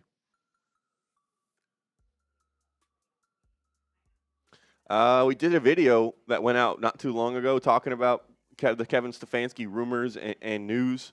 And listen, he got fired by the Cleveland Browns. So that's kind of the first thing that you just have to look at there. Did he necessarily get a fair shake? I don't know. Throughout all that time, had some instability at quarterback and some questionable roster decisions, but obviously another guy who did not win a lot. So, yeah, let's go to that player card left. Let's pop that up, and let's go to the Ian O'Connor tweet first. Ian O'Connor, longtime New York sports columnist who now works for The Athletic, one of the most tapped-in writers and reporters that covers the New York Giants. He put out a tweet this morning after the news that Kevin Stefanski was fired, saying, as we sit here right now, I think Kevin Stefanski is the leader in the Giants clubhouse. The team has had internal conversations about John Harbaugh, as you would expect, in case he leaves the Ravens. Harbaugh would hurdle Stefanski if he is free. So there is that. On Kevin Stefanski, some of the success that he had as the head coach of the Browns. He was named the Coach of the Year in 2020 and 2023. He was the second Browns head coach in history with multiple 11-plus win seasons, and he got the Browns to the playoffs 2 times, and he won a playoff game with Baker Mayfield. When it comes to Stefanski, I think he checks a lot of boxes in which the New York Giants are looking for. Proven he can win in this league. I think he's respected in league circles. He's got experience. I don't know how he is in the locker room. I can't answer that one. I don't really believe that he has an offense that best fits Jaxson Dart. Dart is a player that, and maybe Stefanski's the type of coach that can help, I don't want to use the term groom, but help grow and put him in spots to be better. Kevin Stefanski wants to run an offense where the quarterback stays in the pocket, where the quarterback runs under center, and the quarterback is a under center play action team. And that's kind of one of the weaker parts of Jaxson Dart's game. And there's 2 sides of that coin. One is, well, you're not putting Jaxson Dart to be in position to be successful, or you're helping Jaxson Dart become a better quarterback and win from the pocket. I don't really have Stefanski near the top of my list, but if I had to put money on who I think the next head coach is, I would definitely sprinkle. I'd sprinkle on Kevin Stefanski. Yeah, and I'll just say this. We don't know this. Kevin Stefanski, any good coach, you should, like in any sport, it shouldn't be the system. This is my system, and this is what's going on, and we're going to run my system, and I don't care. Part of being a good coach is kind of adapting your principles to the guys you already have on your roster, and that doesn't mean that we don't want to just make Jaxson Dart better at some of the things that Kevin Stefanski likes to do. If he is really a good coach, he would be able to help Jaxson Dart kind of improve aspects of his game that are weaker, while also on game day putting him in a position to do what he does well and succeed out there on the field. So I don't know that enough about Kevin Stefanski to say whether or not he could do that for the Giants and for Jaxson Dart, but if he is a good coach or the right coach, he would be able to do those things. And that's for the Giants and I guess Joe Schoen to evaluate. So we'll see. Shout out to you, Paul, supporting the show yesterday and today. I'm Ryan. I'm Marshall. I'm Andrew. What other team is keeping their GM after doing nothing but pick top 5 in his time being here, which is, 5 years now? Yeah. Not a lot. Not a lot. I would be shocked if there's been any. I know I thought I saw on Twitter Bobby Skinner. Shout out to Bobby. I'll give him a follow on Twitter. Go subscribe to his YouTube channel, The Giants Nation Show. I think he did a deep dive into it. Let's see if I can go find that tweet real quick. I don't know if I'm going to be able to find it. But, yeah, Ryan, I mean, you're 100% right. We look at the record with Joe Schoen. The Giants have had now 3 top 5 picks in a row the last 3 years, with the 6th pick, 3rd pick, and 5th pick. And we talked about it on our earlier video and as well earlier on this show. I mean, the Atlanta Falcons decided a .435 winning percentage for Terry Fontenot wasn't good enough for them, and they cut ties and they got rid of him. So, but the Giants think that .328 winning percentage from Joe Schoen is good enough. That's deserves to keep his job. Here's the tweet from Bobby. Are the Giants chasing an outlier and retaining Joe Schoen? There's been 57 GMs, head executives, to be fired in 4 years or less who started in the 21st century, and 21 GMs to get a 5th year with less than 30 wins in the 21st century. Let's look at the 21. 6 were in the playoffs in year 4. Let's look at the 21 GMs, which 6 were in the playoffs in year 4, who got another chance after less than 30 wins. Mickey Loomis, he was 29-35. In year 4, they won the conference championship. Duke Tobin, 29-35, 11-5 in year 4, still the GM. Bruce Allen and the Bucks, 29-35, playoffs in year 4, fired after year 5. Terry Fontenot, Falcons, 29-38, and then he was fired after year 5. Chris Greer, Dolphins, 28-36, and they just fired him. Les Snead with the Rams, 27-36-1. Jeff Fisher had personnel control in year 2, where they went 4-12, and then in year 5, they hired McVay, actually in year 6, and then Super Bowl in year 10. Tom Telesco, Chargers, 27-37, made the playoffs twice in year 5 through year 11 with 1 win. Jerry Angelo, the Bears, was 27-35, but he went 11-5 in year 4. So you're seeing all these guys like Ryan Pace, who was 26-38. He went 12-4 in year 4. Nick Caserio, 27-39-1. He won playoff games in year 3 and year 4. I can keep going on and on. I think it shows that if you don't have success in year 4, you're probably not going to have success as a general manager.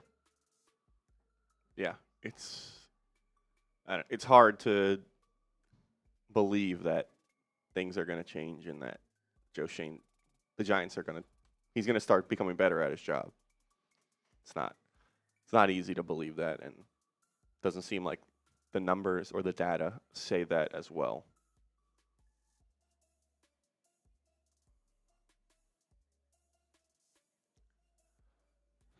So, I think Joe Schoen might be speaking today. That'll be a doozy. Think he's going to understand all the questions? Yeah. Shout out to Ryan. Blizzy Blizz. Gotta love this team, SMH. Oh, man, I love them so hard. I love them so hard right now. It's a really one-sided relationship. Yeah. They don't love anyone back, except Joe Schoen and Mike Kafka. They support Mike Kafka. They support him, so. Appreciate you, Blizzy. Philosopher. For the love of God, another year, this shit is diabolical. Literally, John Mara. I don't know, man. I don't know what's going on. I don't. Appreciate you tuning in, bro. Mr. Rick, $25 super chat. Thank you, Mr. Rick. Before Andrew can enroll in Cha's New York Giants History University, he has to get a big boy haircut, use the 25, and get him a lollipop. Getting cooked. Damn. Mr. Rick, I used to have a buzz cut. It's not a good look for me, man. It's not a good look. I'll tell you what, if the Giants win the Super Bowl, I'll buzz my hair. I'll do that, but I think it would hurt the channel if I got a bad haircut. Can't hurt too much. Smitty used to be in that camera right there, and he's an odd-looking fella, so we can't hurt it too much. But yeah, we got to get some Mr. Cha history lessons going. Maybe we start a series or something where Mr. Rick can just share some wisdom of future Giant stories. I always love when he sends me those. So yeah, definitely looking to get in. If that's what it takes, maybe I'll have to get it done. But make sure you sit front row, wear a tie, first guy in, last guy out. For the future, be a Philo. Don't be a last in, first out, a lo-fi. You want to be a Philo, not a lo-fi. 100%. Or last in would be a LIFO, last in, first out. I want to be a Philo, not a LIFO. Does that make sense? Yeah, I got you. I understand your question. Cool. Thank you. Dr. 24 or DR 24. Appreciate you supporting the show. Says Giants fan from Bama here. This season felt like the 2024 season, but a lot worse from blown leads, questionable play calling, and injuries.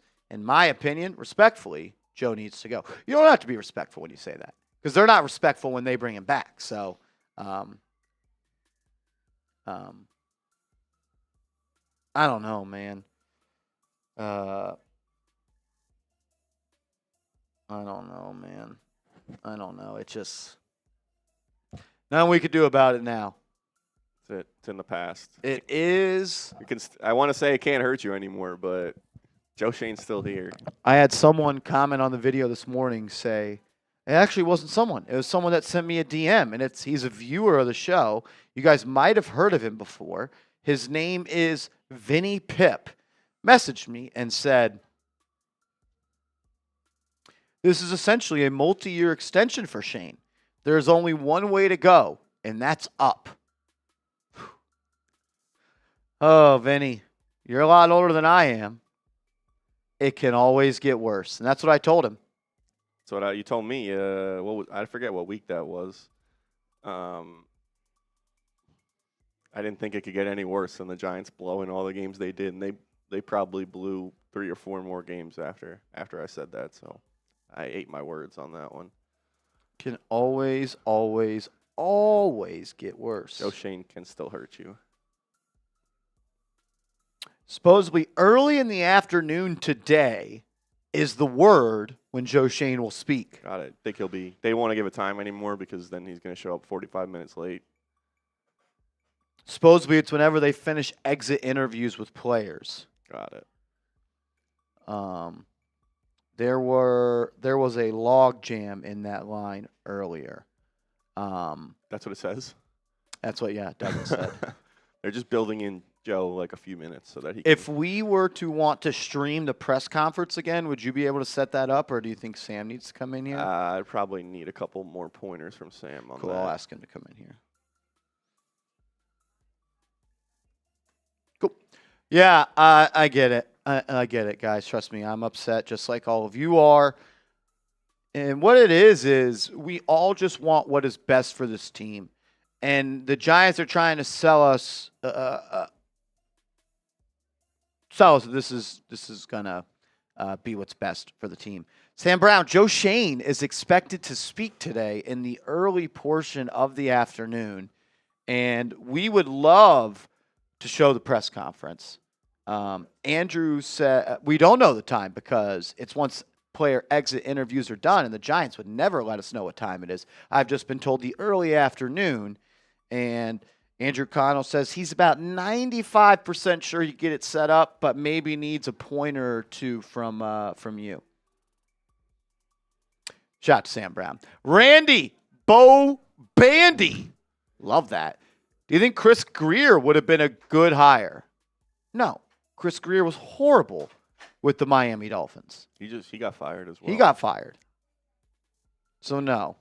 No, I don't. I don't, Randy. I will say, though, Randy, one of the best names of today, Randy Bobani, Fee-Fi Fofandi. Shout out to you. Seth Gross, $10 super chat. Shout out to my guy Seth Gross in the building. There's no offense to this group. Joe Schoen decision is out of our control. I'll be on the bandwagon and hope the next decisions are good ones and move the needle in a positive direction. I'll be right next to you, brother. Hopefully we're sitting on a first-class flight as that bandwagon. That's what they should do for us. We should get multiple free drinks, multiple free peanuts. Medium soda. Medium soda, no refills, maybe one for your entire family. Yeah, look, I can promise you this. There will not be any more videos of me bitching about Joe Schoen going forward. Today is the last day to bitch about Joe Schoen. And I'm going to do it today. I think we've all earned the right to be able to do it today. But you are 100% right. The decision is out of our control. And as I love to say, it is what it is, and it is what it be. Joe Schoen is back. Doesn't mean that I'm going to co-sign and congratulate and hype up and prop up every move he makes, just like we didn't do it when he made moves last year. There were moves that I liked that he made last year. I did not like the Darius Slayton re-signing. I convinced myself the Javon Holland move was good, which I can't believe I did that, even though I put out a video earlier in that cycle saying I will crash out if they sign Javon Holland. Pokey Moore, dog. You've been on my nuts kind of recently, bro. Kind of on them. Telling people in the comments, like, it's crazy, bro. It's all good, though. It's all good. Yeah, like us sitting up here and complaining about Joe Schoen, I think we're just having conversations now at this point. I totally get what you're saying, Seth Gross. Yeah, it's unfortunate. It's unfortunate, but I think one thing that we do on the offseason here is we bring engaging content that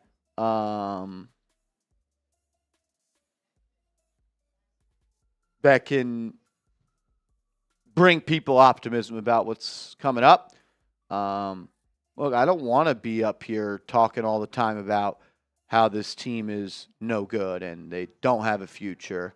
I'll let you guys in on a little bit of a secret. This channel does a lot better when the Giants win. And when this channel does better, Andrew gets to eat more steak dinners each week. I get to have a better amount of toys for my dog at home. I'll have to do plant-based the way things have been going lately. Oh, Lord. Yeah, so trust me, I don't want to go up here and watch the Giants lose.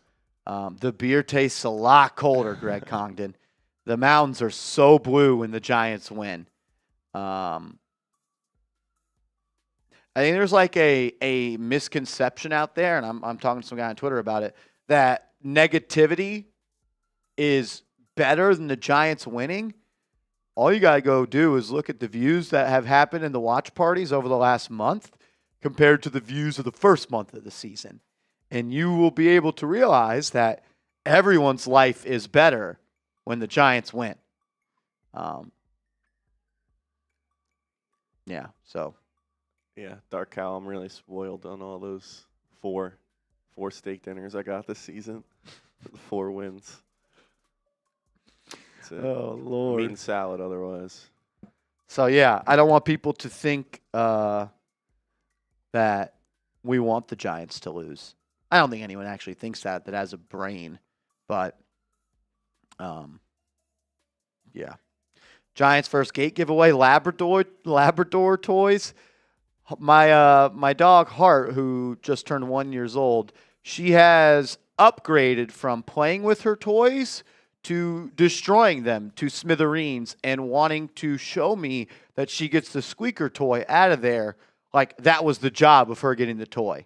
like she's a proud little girl that she was able to take the squeaky toy, the squeaker out of the toy and be like, "Here, Dad, look, I did it." And I'm like, "Yep, well, you just ripped up a $20 toy in 2 hours, so I'll just go buy you a next one the next day."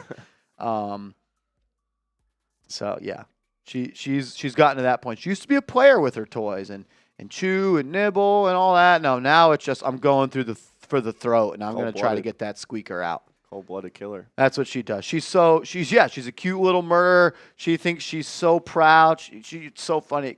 She puts it in her mouth. She sticks her tongue. She's like, here it is. And I'm like, nice. Thanks, Heart. Blizzy Blizz, $5 super chat. Hey, at least we're the #1 ranked destination for new head coaches, right? My dog, Seth, is in love with tug of war. And I partially blame Patrick Seatman.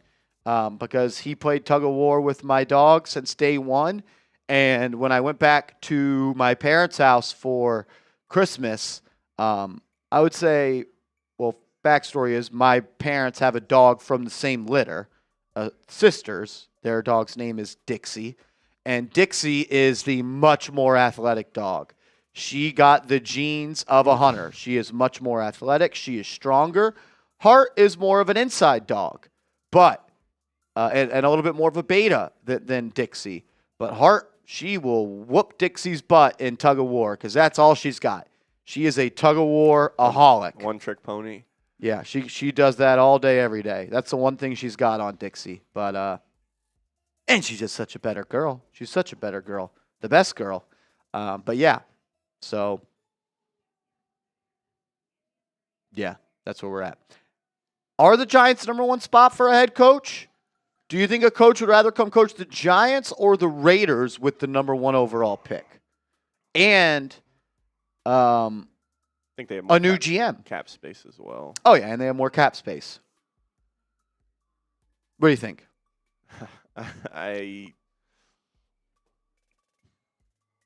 Probably the Raiders. I don't know. I would think so too, but I think the gap has shrunk a little bit. Yeah, I think.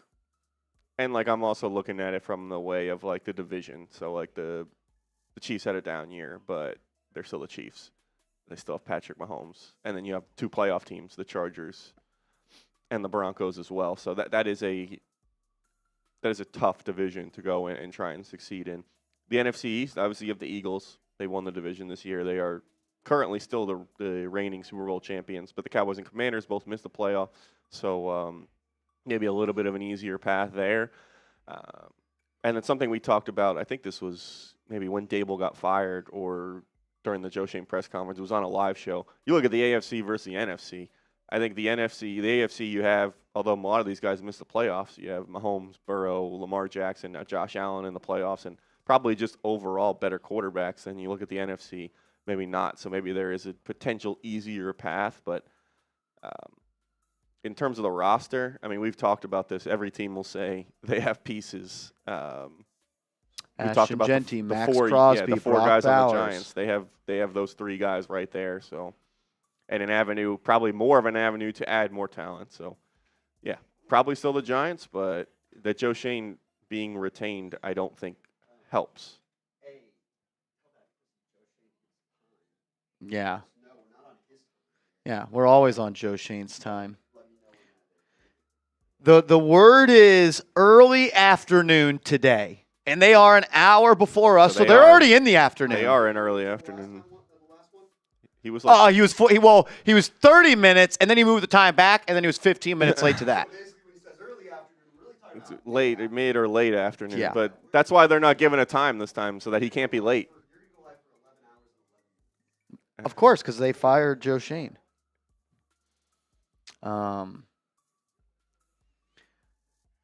I would think the Giants are the best destination, but I could also see a head coach saying, I want to pick my own quarterback, and I want to work with a new GM, and I want to have a clean slate. I don't want to go work with Joe Schoen. Giants are kind of like a uneven landing spot in that regard. So I don't know. Like, I'd like to think, and I'm trying to like think of it objectively. I don't know. And like does this hurt or help the Giants? They're in New York. There is a pressure coaching in New York in this market from the media, from the fans. Like, they have higher expectations, and maybe a team like the Raiders does have high expectations. But you can go to Tennessee as an open job. You can go there with Cam Ward and have really no expectations, no pressure. It's not a media market that's going to where the focus and the attention is going to be on you. Now the Cardinals are available. I'm not sure exactly what they have to offer. They have a higher pick than the Giants. We know that. They are probably going to start fresh at quarterback. Could argue they have pieces as well. So every team has pieces. I don't know. I'd like to think the Giants are the number one spot for coaches, but it probably may come down to each coach and what they want as well.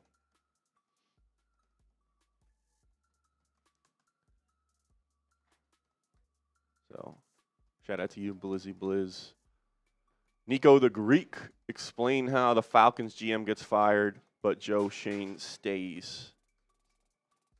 There is no good explanation why that's the case other than what we talked about, and that they just have higher standards for winning in that organization.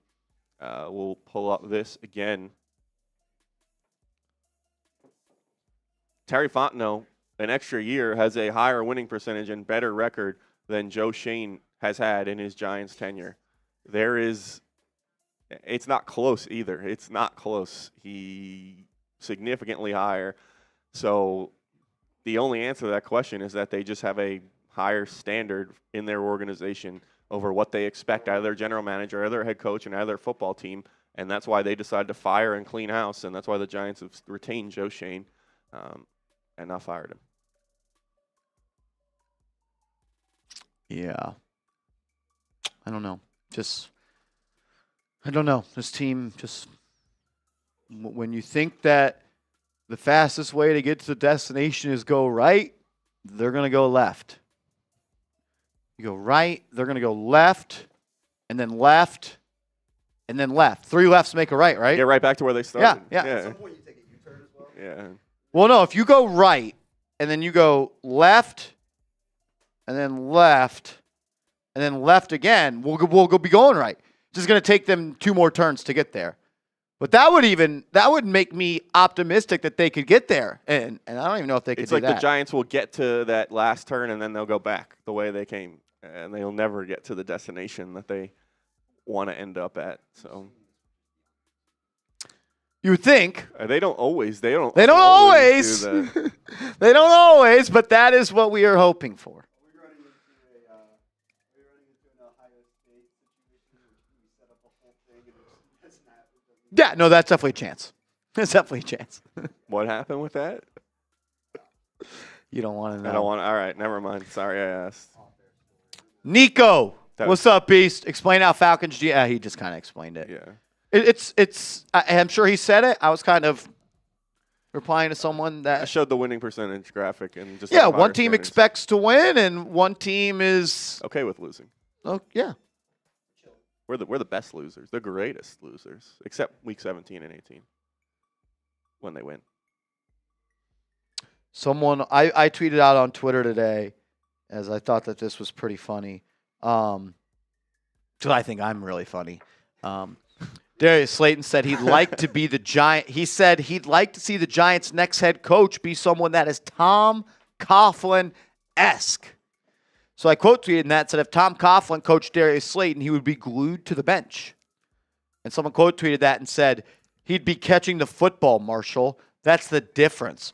Well-coached, disciplined receivers catch the football. You can coach catching? Hands. And I responded and I said, I love Tom Coughlin, but God couldn't make Darius Slayton catch the football. So yeah, one thing that when you said that, I said I thought of Remember the Titans. I said Darius Slayton dropped the football, run a mile. Oh my God, he'd be a marathon runner. He would be in He's the coached best by shape, Coach Boone, the greatest shape of all time. And one thing I remember growing up watching the Giants, Tom Coughlin was a coach.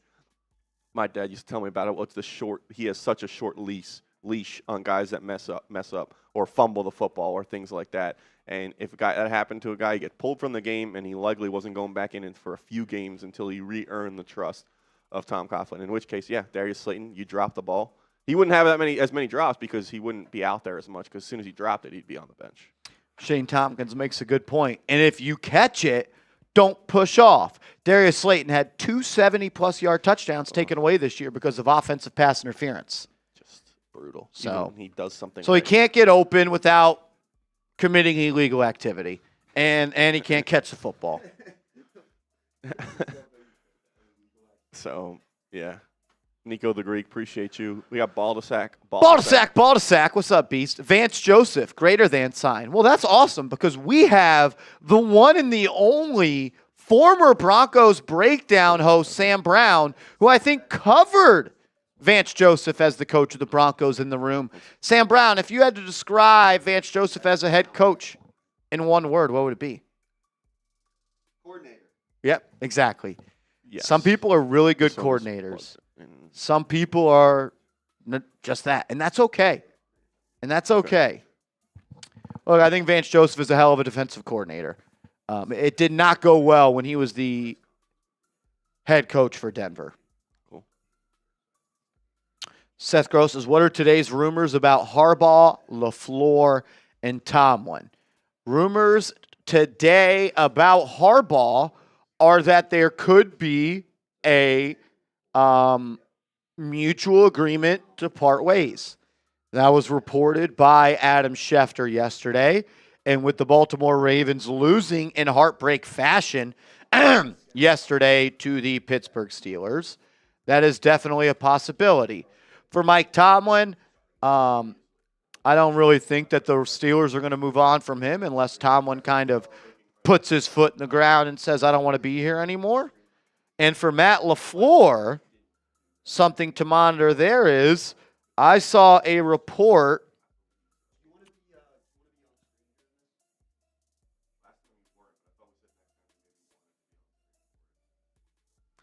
I don't know. I think it's kind of weird me just sitting there and listening. What do you think?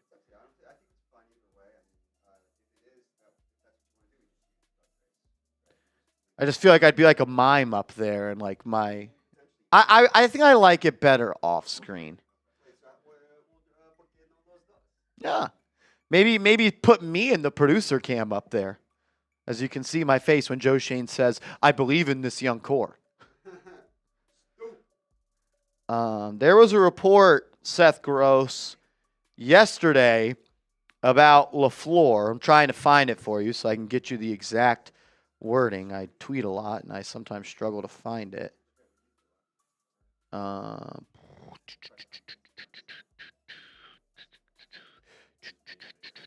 Here it is. With no contract beyond 2026, there's still a chance the Packers move on from Coach Matt LaFleur, depending on how the offseason goes. Also, supposedly, the Green Bay Packers would be in on Kevin Stefanski if they do move on from LaFleur. I saw CTM say in the chat that there was a contract extension for John Harbaugh. I don't necessarily think, though, CTM, that really plays a part in this. Maybe the contract gets ripped up if it's an agreement to mutually part ways. But I don't necessarily believe that the Ravens are going to keep John Harbaugh just because of the contract. Like, if they want to move on from Harbaugh and Harbaugh wants to move on from them, or just exclusively the Ravens want to move on from Harbaugh, I don't think the contract extension that he signed is going to get in the way of that decision. I don't really think that is. I could be wrong. I think the Ravens have plenty of money, though, to go hire a new head coach. That's where we're at. Yeah, Paul Bigelow says if LaFleur gets fired, he's my head coach. I would love to get Matt LaFleur as the head coach. If he's available, he is near or at the top of my list, as is John Harbaugh. Man, if you could walk out of this with John Harbaugh or Matt LaFleur, I think that's as good as it could possibly get for this team. I think that's as good as it could get for this team.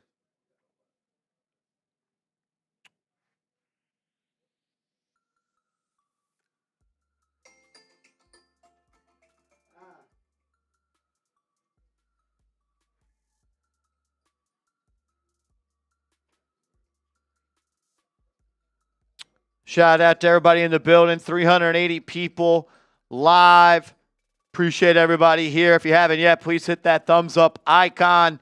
Reports coming out. Joe Schoen is going to be back with the New York Giants and that he is going to speak to the media this afternoon, in the early afternoon, whenever the hell that is. It's already almost 1 p.m. I would consider that the early afternoon. And any time longer, I think we're getting closer to mid-afternoon. So we'll see. We'll see at this point. Unreal. When you come back, can you grab a Gatorade out of the fridge for me? Thank you, brother. Kevin, seeing your super chat come in. We will pop that up on screen in a second.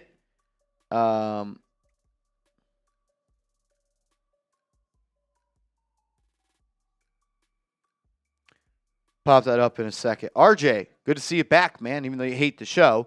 Marsh, why do I look so concerned? Because the Giants are bringing back their GM that has won 7 of their last 34 games. Pretty concerned. Yeah. I am a little shocked. Jonathan Gannon was fired by the Cardinals today.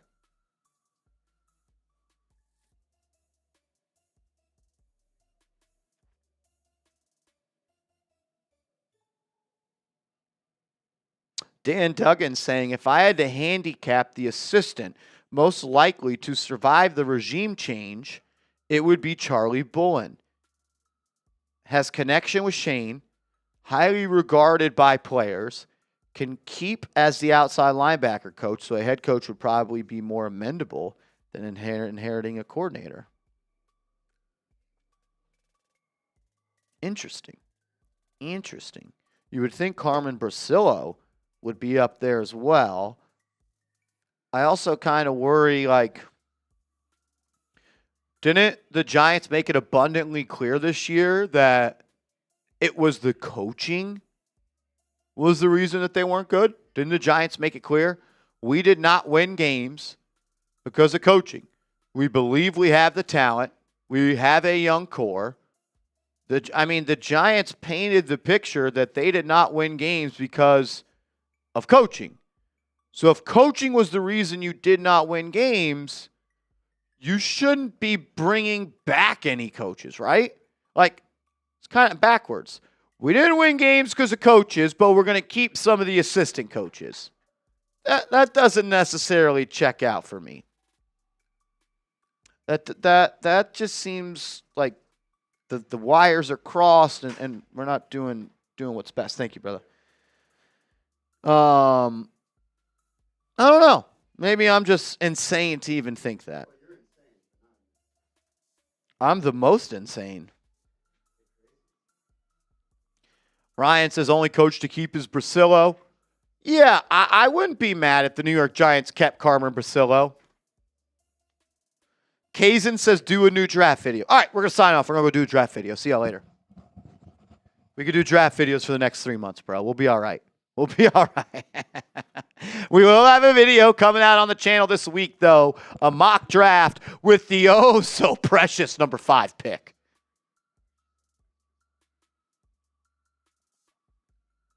Seth Gross. You know ball, brother. Says, I'll take Jim Schwartz as our DC. Look, you might get Kevin Stefanski as the head coach, and you might get Schwartz as a defensive coordinator. I would love for Schwartz to be the DC. I would really like, if you got a young offensive coordinator, maybe someone like Clint Kubiak, to allow a former head coach just to be like, yo, you go coach the defense. I'll coach the offense, and I'll do the CEO responsibilities. My guy Jamie Anderson in the building. That's my guy. What's up, bro? Marsh! Us UK Giants fans are annoyed with this. It's so annoying, pathetic. How are we rewarding mediocrity? Culture? What culture?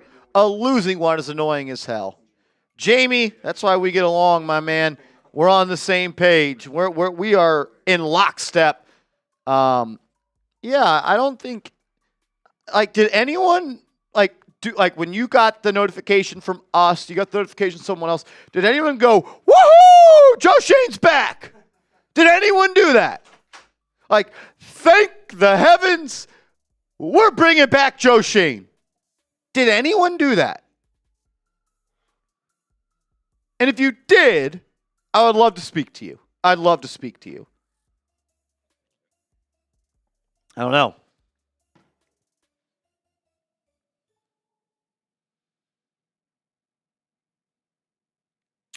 Ryan, I love this comment from you, bro.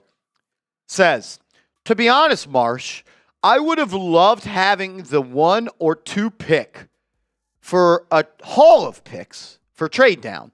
But knowing Joe Schoen is still here, I don't even believe he would do the right things with those picks. So you would love to have the number 1 and number 2 pick to trade down. Yeah, same here, bro. Get as many picks as possible. But then you say, but knowing Joe Schoen is still here, I don't even believe he would do the right thing with those picks. So if you have a GM, that you don't believe is good at drafting, but he's staying, wouldn't you want to give him as many chances as possible to get it right instead of the least amount of chances? I'm confused. You don't believe he'll get it right.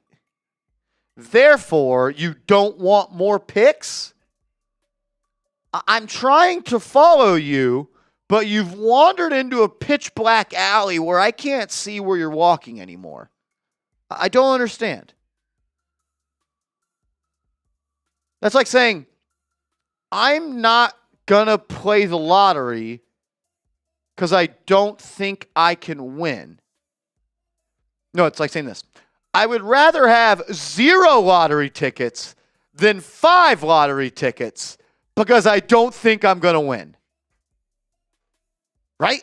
Isn't that what we're saying, essentially? Am I wrong? Please correct me if I'm wrong. I would love to understand what is being said. I think he's saying not that he wouldn't rather have Joe Schoen have more chances. He just thinks that it wouldn't matter because Joe Schoen would still pick the wrong player. Even if he had more opportunities, he'd still just pick the wrong players. So wouldn't you want him to have more chances to get it right? He'd have a better chance of success, yes, with more dart throws, 100%. And listen, Joe Schoen has not made a lot of right moves, but even broken clocks are right twice a day, so you have a higher likelihood of him getting more right the more opportunities he has.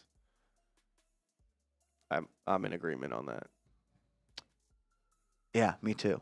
Me too. It's like draft is a crapshoot. Fuck that first pick. It's like, huh? You don't want to get more chances in a crapshoot? I don't know. I don't understand that one. Help me. Help me. Help you. Help me. Kevin, what's up, Beast? $5 super chat. Can you explain Twitter/X's fascination of Stefanski over Jesse Minter and Chris Shula? Brown's season was dramatic. It doesn't inspire confidence. Yeah, I'm kind of on your side here, Kevin. I don't understand the Kevin Stefanski stuff. We asked JOD, what is there to be excited about Stefanski? Our Browns channel host, we asked him when those rumors came out, what should we be excited about with Stefanski? And he said, nothing, or you shouldn't. You shouldn't be excited about him. So it's a guy who's watched every Browns game that Stefanski's coached, I imagine. Didn't the Giants already try to hire an ex-Browns coach that didn't work out in Cleveland? This is so, I'm cherry picking saying this, and I get it.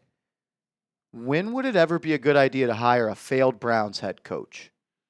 And I get it. You can say, Bill Belichick. Yeah. Okay, name another. Name another. I don't know of any off the top of my head.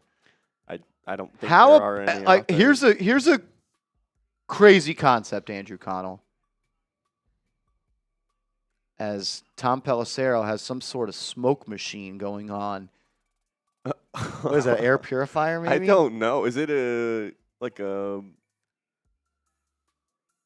diffuser maybe? Yeah. Diffuser.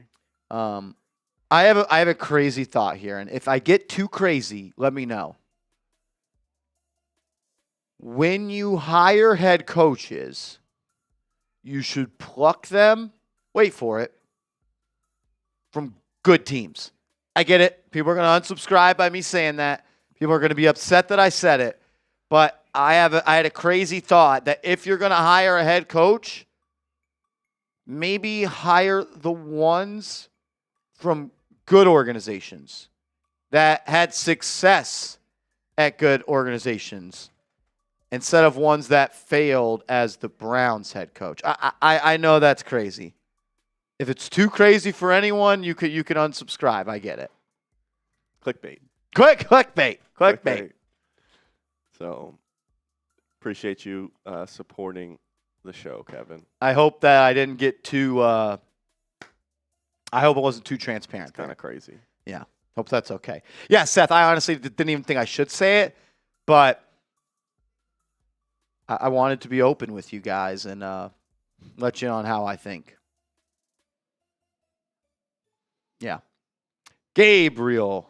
Top draft choices as of 105. I'm stuck on JT or Downs.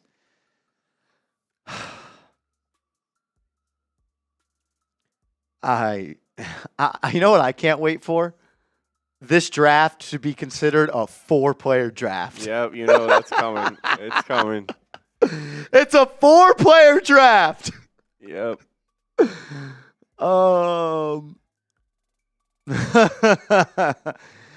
I really like Caleb Downs.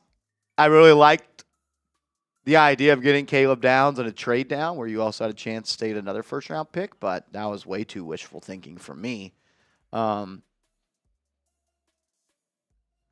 don't know. I watch Carnell Tate, and I don't see a top 5 pick. Yeah. I watch, and maybe that comes back to bite me.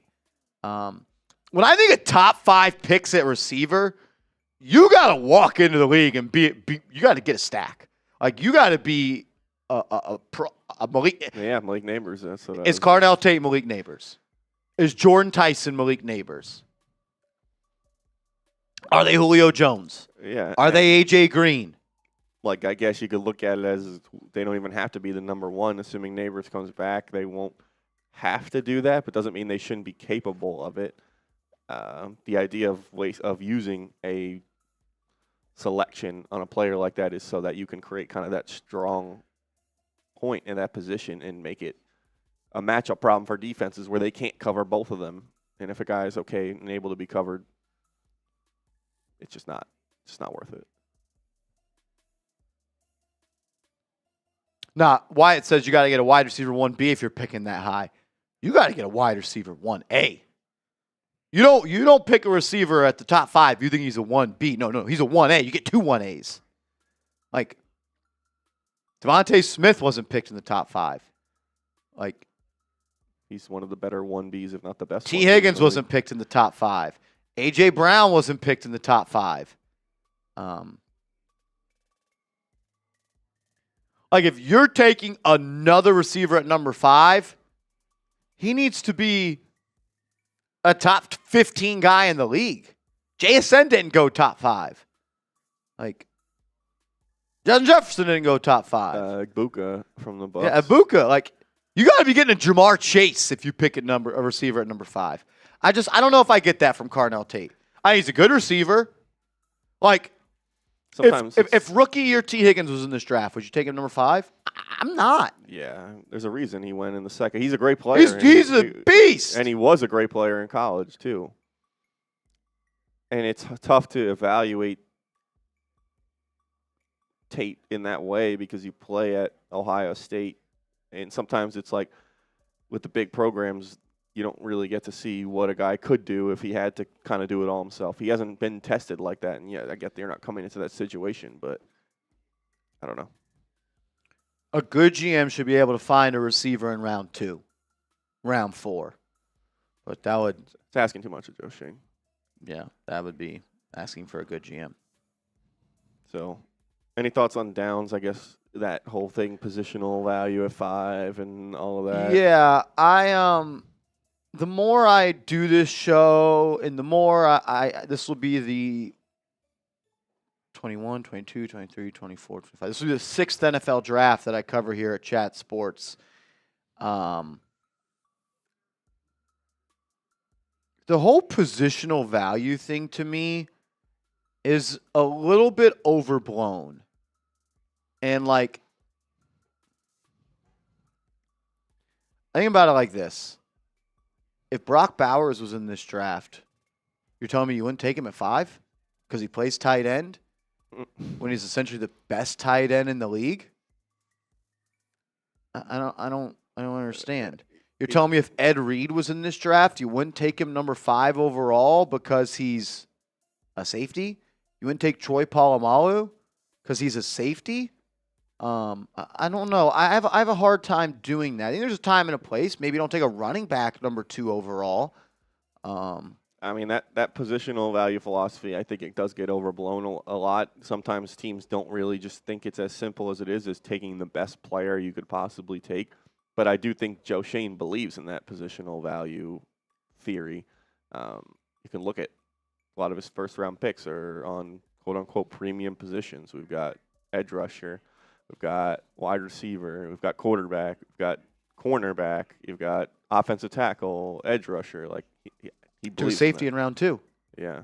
Paid a safety $16 million. Yep. I mean, and look, I'm not trying to defend Joe Schoen. I'm just pointing out all the stuff. If I told you that Caleb Downs was the next Kyle Hamilton, you wouldn't want him at number 5? I'm not saying that. Yeah, I'm just speaking into the Giants now viewers' face. I would You think it love would make Caleb the Giants Downs. a better football team? Hell yeah, the Giants need defensive playmakers. Yeah. Caleb Downs is immediately your best defensive back. I don't know. Like, think about positional value, right? Does positional value only count for the draft, or would you also say for free agency as well? Probably free agency, right? Eagles just won a Super Bowl, making Saquon Barkley the highest paid back in the league. They're back in the NFL playoffs, paying a running back big-time money. It kind of just proves that it's a crock of shit and it's a talking point for people. Yeah, it's really all about how you arrange the pieces you do have, and you're going to be cheap somewhere, you're going to be expensive somewhere else. That's how every football team is constructed. Every football team has free agents on it. Every team has veteran players on it. Every team has draft picks that they draft and are on cheaper rookie contracts. So it's really just about how you kind of put your puzzle together. And Joe Schoen's puzzle has been all messed up, not put together properly for years. So it's really all it is. I don't know. I think he did believe in that maybe, and then he'd realize he was wrong when he let Barkley and McKinney walk. And those two guys have been extremely successful on teams that have been in the playoffs, and maybe that's why he decided to go pay Javon Holland as a safety. I don't know. Hopefully he learns from it in drafting. And But he never makes the same mistake twice. That's right. Except with the kicker and swing tackle. And plenty of others. Randy Bobani, Fee-Fi-Fo Fanny. What's up, Beast? $5 super chat. Thank you for supporting the show. I can't wait for Joe to draft someone that calls us burger flippers. Where does the disrespect end? As Charles Cross, offensive tackle for the Seahawks, picked behind Evan Neal in that draft, I quote tweeted it on Twitter and said, Joe Schoen picked Evan Neal ahead of him. And people were coming for my neck. And the response, Marshall, Evan Neal was the consensus offensive tackle. Was he the offensive tackle that went first in that draft, or was it Ika Makwanu who went number 6? Yep, Okay. he did. And listen, if it was as easy as just picking the consensus guys, any of us could be the general manager. If that's all you had to do was just go with the consensus. That's what I responded with. I said, so if you pick the consensus player, you will eliminate yourself from criticism? So the general manager that picked Jamarcus Russell, number 1, you can't poo-poo him because it was the consensus. Really? Why even have a GM then if you just do what the consensus thing is? Isn't the point of having someone to be better than the consensus? Yeah, they shouldn't have a draft. They just have Mel Kiper's big board, and who was on the big board goes to the teams that are at that spot. And look, I was fired up about Evan Neal. But you can go watch the tape.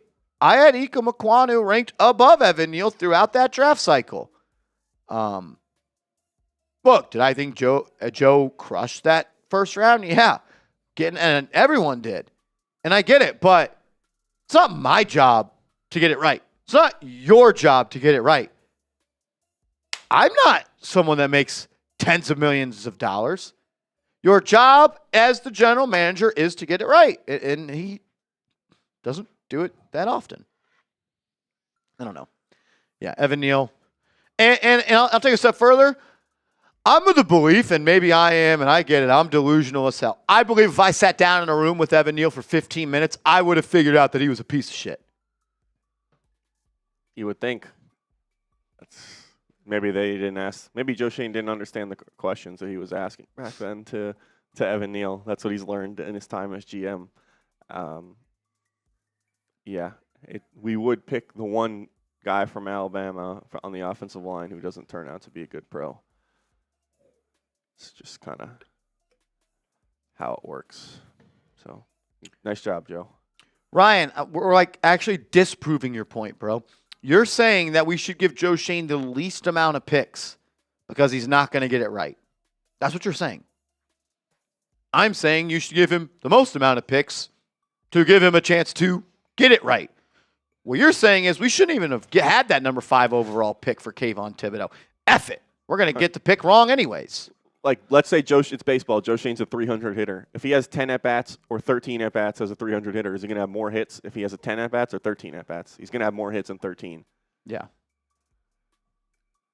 So I don't understand. Like, that is, like, there's a lot of things to be upset about, critical of. The idea that you want less darts to throw because your dart thrower is inaccurate. That doesn't make any sense. Fuck it. Why did we pick Malik Nabers? He's going to miss that pick anyways. Why did we trade back into the first round to get Jaxson Dart? He's going to miss that pick anyways. That doesn't make any sense. What you're also saying is you agree with the 2023 draft strategy. Why not trade up for Deonte Banks? We're probably going to miss those picks that we had if we kept the picks anyways. Why not trade up for Jalen Hyatt and cost ourselves another 4th-round pick? We're not going to hit on that 4th-round pick anyways. You're consolidating, LOL, the picks into fewer picks, even though you're not going to get, I'm so confused. I'm so confused. I don't know. And I'm not trying to be like an ass here, but what you're saying just doesn't compute for me. Andrew made a great point. If you're a 300 hitter, would you rather bat 20 times or 10 times? It's not about, obviously it's about the success rate. You want Joe Schoen to be right as many times as possible, but at the end of the day, it's about how many good players you have on your team. And so if you need more opportunities to get those players, you need more opportunities to get those players. If your team is good, no one's going to talk about how many picks it took to get there. They're just going to talk about the team is good. Big Daddy. What's up, Big Daddy? Arthur Blank giving the blueprint of how to clean house. Mara and Tish should take notes. Hope this coaching hire sticks. Ready to get back to the big. Yeah, man. That's all we're rooting for. I think everyone in this chat would agree we all want what is best for the New York Giants. I may think it means they need to go this way. Andrew Connell may think it needs to go this way. Ryan thinks it needs to go this way. We're all hoping, though, it ends with us holding the Lombardi Trophy at the end of the year. At least I hope. If you're a Giants fan, that is what you should hope. The hope shouldn't be to get back to the playoffs. Hope shouldn't be to become a team that wins games. No, the hope should always and forever, for me, will be to win Super Bowls. Super Bowls. Not win 6 games, not win 8 games, not win 10 games. Win Super Bowls. We all want what is best. We should all want to see this organization put number 5 in the case at 1925 Giants Drive. We all probably have different opinions, beliefs, thoughts on how it should get done. We're all trying to get to the same destination. Exactly. I'm with you, Big Daddy. Appreciate you, bro. Will Hooper. Will. I like that. Will Hooper. Are you a Hooper? Who's your NBA comp? Is that a Falcons hat on? No, that's Knicks. That's Knicks? I think it's Knicks. My eyes are terrible. It's like a little kind of gradient. Okay, I like that. That's chill. We trade our number 5 pick for the Rams, number 13 and 29, draft Sonny Styles and Chris Bell.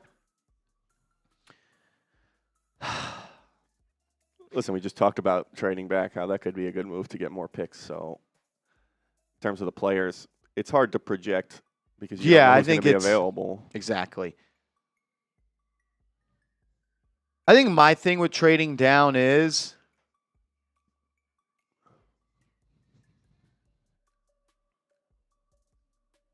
you better not be passing up on any Hall of Famers. Better not be passing up on any blue chip players. Better not be passing up on Micah Parsons. Better not be passing up on Rashawn Slater. I don't know. There's 2 sides to every coin. And the trade down one is a very nuanced conversation that in theory sounds good, but I don't know. If Caleb Downs is there at 5, I'm picking him, and I'm not trading down. I love Sonny Styles, though. I love Sonny Styles. Yeah, it's going to be hard to say what they should do until really they're on the clock and you see what is available there. You can talk about scenario A, B, C, D, and the plan and the strategy and what it should be. Like I don't hate the idea of this of getting 2 players on both sides of the ball that could potentially be impact players. And like you said, we just talked about why it's beneficial for Joe Schoen to have more bites at the apple. But yeah, you're not going to know who's be at there 5. And in reality, we're not going to know if it was the right decision until years down the line, until these guys' careers play out. So not a bad idea, though. I don't think, but depends on who's on the board at that time. So appreciate you, Will. Let's go Knicks, if that is a Knicks hat. I think it is, but appreciate you, Will. Samuel Miller, $5 super chat. What up, my man? Marshall, what do you think your breaking point will be this offseason and upcoming season, a.k.a. worst case scenario? Man, that's tough. That's a tough question. What is considered the breaking point? Me not doing this job anymore? I don't know if that's going to happen. I mean, it can always get worse, but how much worse can it actually get in the sense of me not wanting to do this anymore? I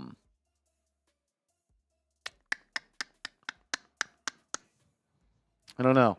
I think worst case scenario would probably be in week 1. Jaxson Dart has a season-ending injury, and the Giants lose all 17 games, and they keep Joe Schoen. Does it get worse than that? Yeah.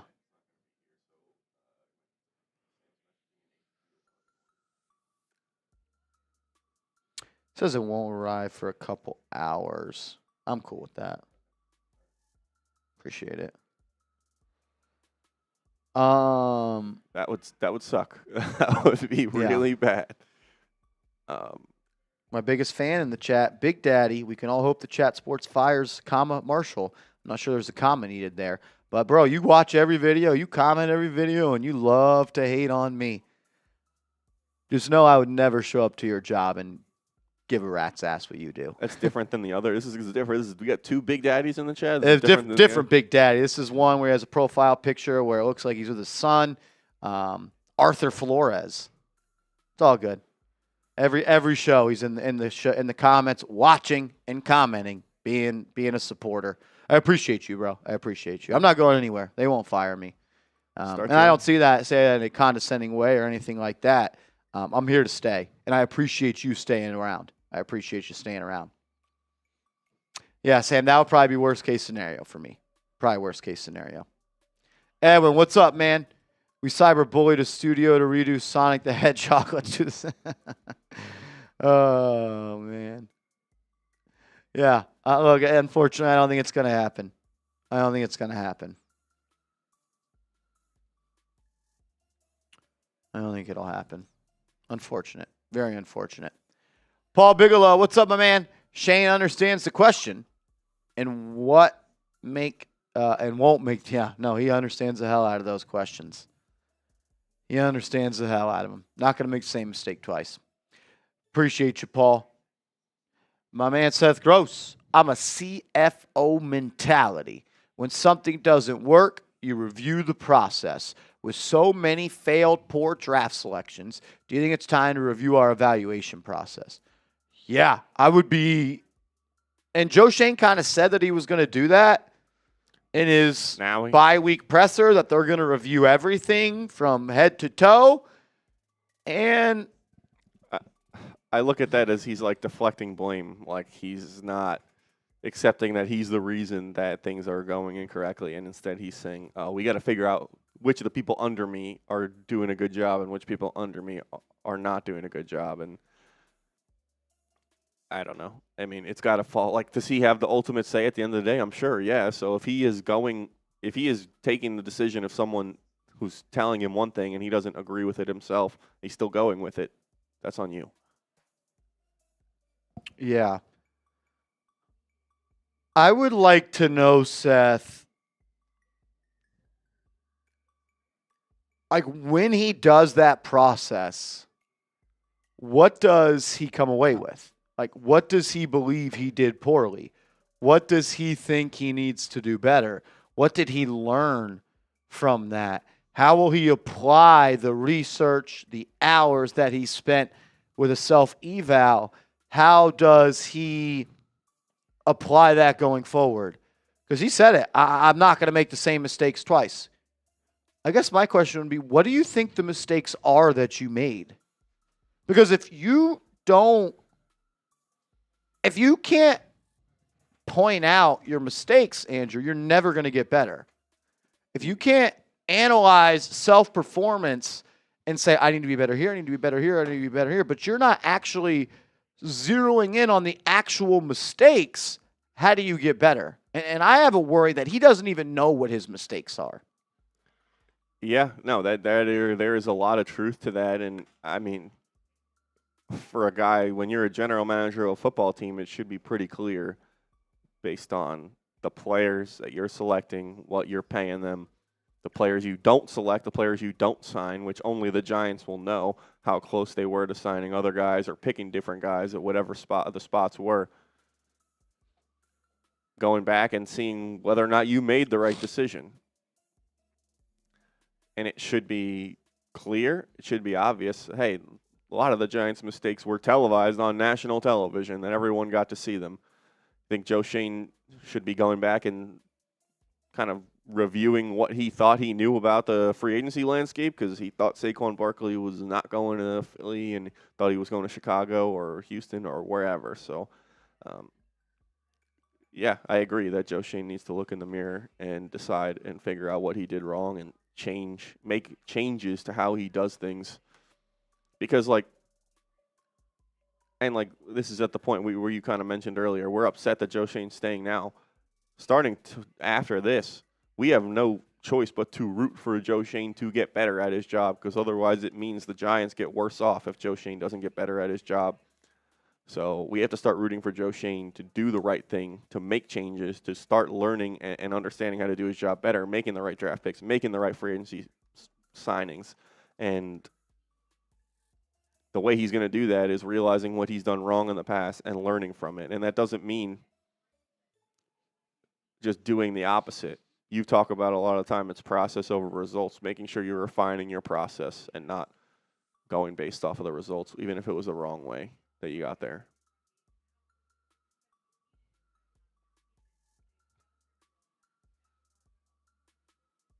Yeah, that would be my concern, Seth. Does he know what he's done wrong? I don't know. Before we get out of here, I never got to. Seth Gross. Shout out to Seth Gross. My dog, King Kenya, in the building. What up, King Kenya? Shout out to you for stopping by. King Kenya. Do any good coaches really want to deal with a lame duck GM?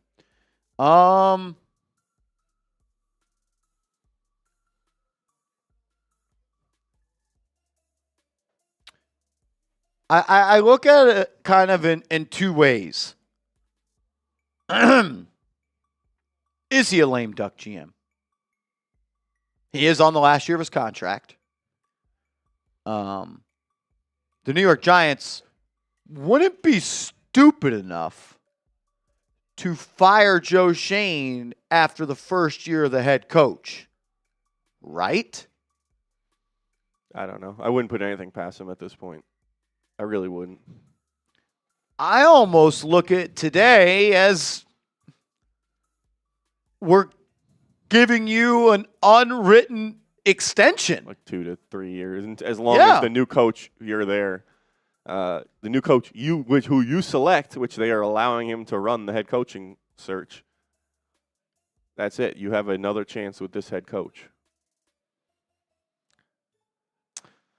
I don't know, but like, can we trust the Giants to do what they say or don't say they're doing? They said they would clean house and get rid of people if they felt the same this year, and they're keeping Joe Schoen, and things are pretty much the same. Well, they did win one more game, so I'll give them that, but I don't know.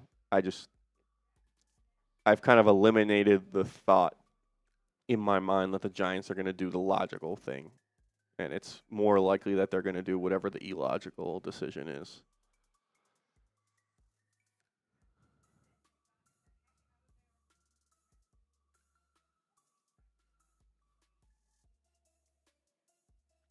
Yeah, I just could a head coach look at this and say, "Look, the expectations aren't that high. Maybe I'll go there and I'll be given grace for not winning." It's a great question. If I'm a head coach, do I want to work with Joe Schoen, or do I want to go be the Raiders head coach and get the number 1 overall pick, get to choose my quarterback, and get to work as a duo with a brand new GM? It's a great thought. It's a great question. I don't know. What I do know is Joe Schoen's not going to hire a coach that doesn't want to work with him, because that would be doing what's best for Joe Schoen instead of doing what's best for the Giants, and those are two major different things at this point. Yep. Shout out to King Kenya. So, yeah, I think the Giants are an attractive spot. Congrats. You're the ugliest pig of all the pigs, or you're the cutest pig of all the pigs.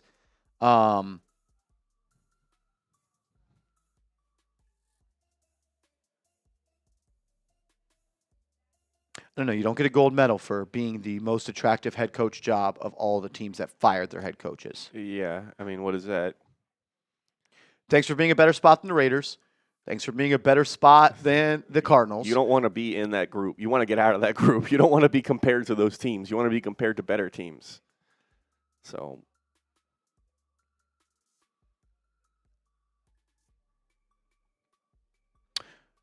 Pro Football Talk says Russell Wilson has a parting gift for the Giants in the form of an inevitable NFL investigation regarding an undisclosed grade 2 hamstring tear he says he suffered on the last play of practice before the Week 2 game at Dallas.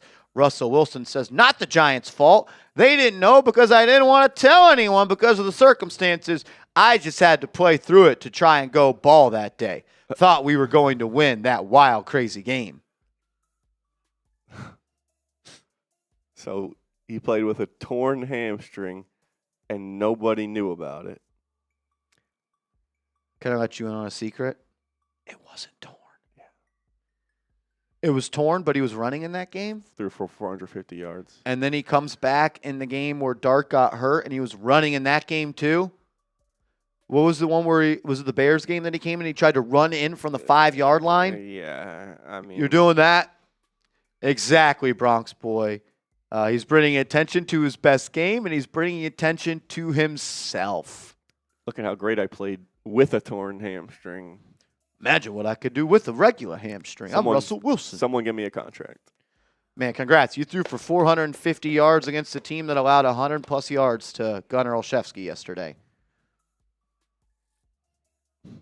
Exactly. Oh, man.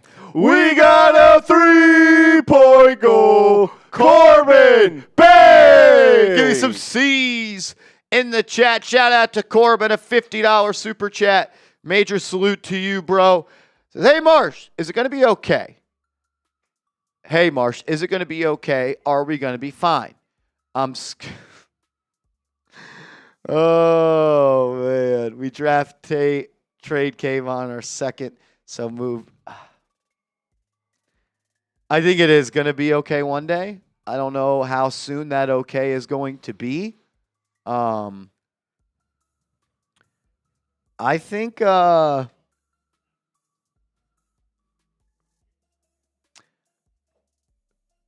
a legit chance Kayvon Thibodeau has played his last down as a Giant. Especially if the New York Giants fall in love with a Ruben Bain, an Arvell Reese. I've always kind of wished the NFL draft was before free agency. I think it would help teams build their rosters a little bit better. But obviously doesn't matter. I don't know what you mean by I'm scared shoulder. I'm scared. Should we? Okay, I'm scared. Should we draft Tate, trade Kayvon, and our second to move back into the first and select Downs?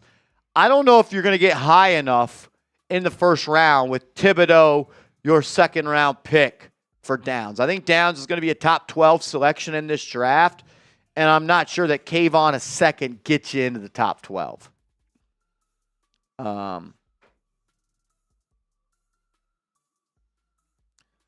Yeah, especially when you consider as well that if a team trades for Kayvon Thibodeau, they're going to have to pay him with the intention to pay him big bucks. I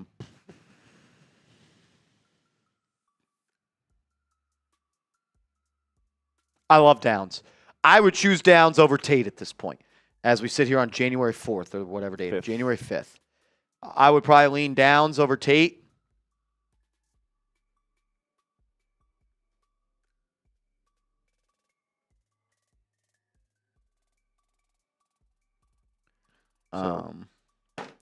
I don't know. I think if the Giants want to end up with 2 first-round picks, the more likely way they do that is by somehow trading back, I think, instead of probably trading up from the second round. Talked about that one super chat earlier where you trade down with the Rams. Yeah. There's not that many teams that have 2 first-round picks, but it would have the value there somewhat made sense of what I think it was 13 and 29 for 5. Plus, the Giants also don't have a third-round pick, so that would make it more difficult to trade up from that second round, unless they want to dip into future years, which is a whole other potential Joe Schoen problem. So let's not worry about that right now. Appreciate you, Corbin. Corbin, $50 super chat, bro. Major salute to you. Thank you for supporting the channel. That's love, bro. Thank you. Mr. Mike, thank you, bro. Gents, I'm torn on Shane. Not excited, but not surprised. I hope he makes the right coaching pick, but thank God we're not Jets fans. Who has a brighter future right now, Jets or Giants? Jets are going to get their quarterback at number 2. They have 5 first-round picks in the next 3 years. They do suck, but you have the same number of losses. If not, they have one more loss than you since 2017.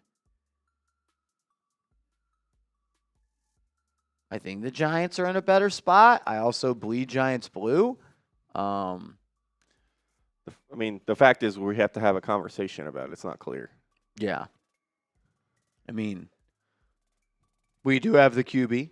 We do. We have Jaxson Dart.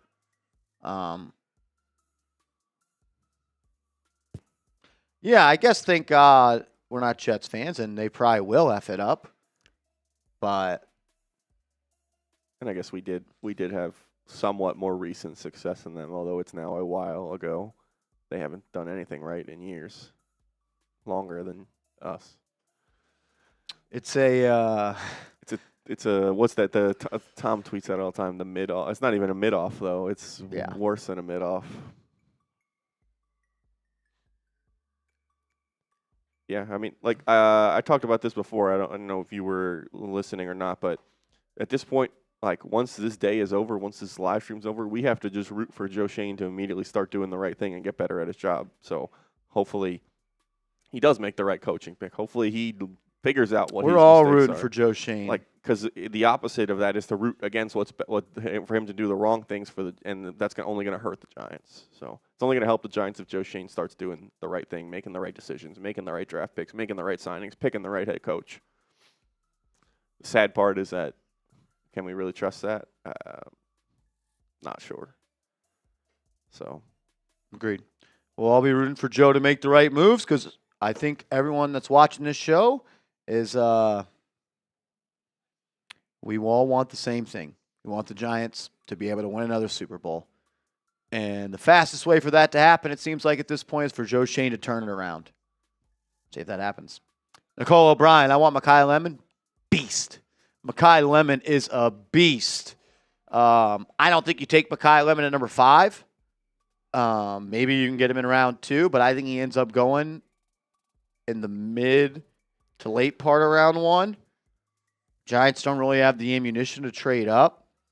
I also kind of worry about if you do retain Wan'Dale Robinson, you have 3 receivers that are 6 feet tall and under with all premium investments made in them with Nabers, Wan'Dale, and Lemon.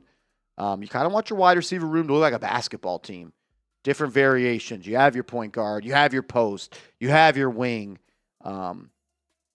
But yeah, Mekhi Lemon's a beast, and whatever team gets him, they're going to be lucky. I think he just plays the position at an extremely high level. An extremely high level. He's a really good football player, Nicole. Thank you for supporting the show, and thank you for always watching. We appreciate you. Thank you, thank you, thank you. Master of Coin, the world's safest jobs. New York Giants GM, television weatherman, you never have to be correct. That is correct. As Joe Schoen is speaking, but it doesn't look like they are going to be streaming it on YouTube. Giants channel, we'll see. Yeah, the Giants are not streaming Joe Schoen's press conference. Cowards. That's a joke. That's a joke. I'll just kind of, how do we want to do this? I just kind of read what's being said, or? what are you're going to read tweets from the beat reporters? Yeah, I guess that's probably the best way to do it. Yeah, well, I mean, we can just hang like this. You can just react to it in real time.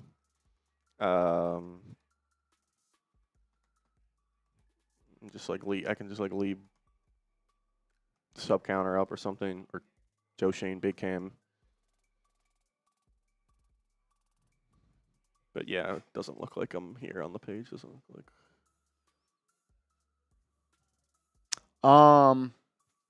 Here, pop up the box where it's just you on here. I want to see something.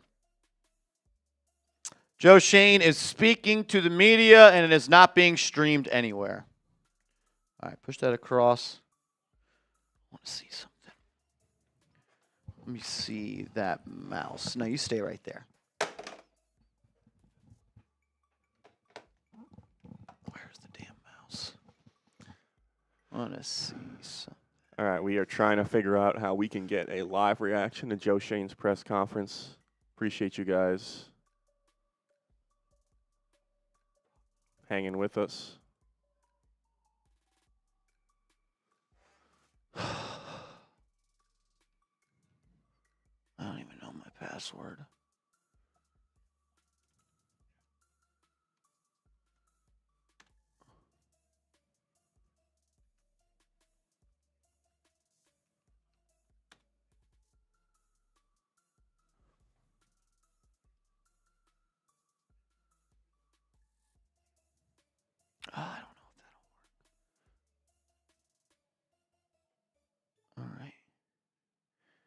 Let's see if I can make this happen. Where's the duck race one? Down. Right there.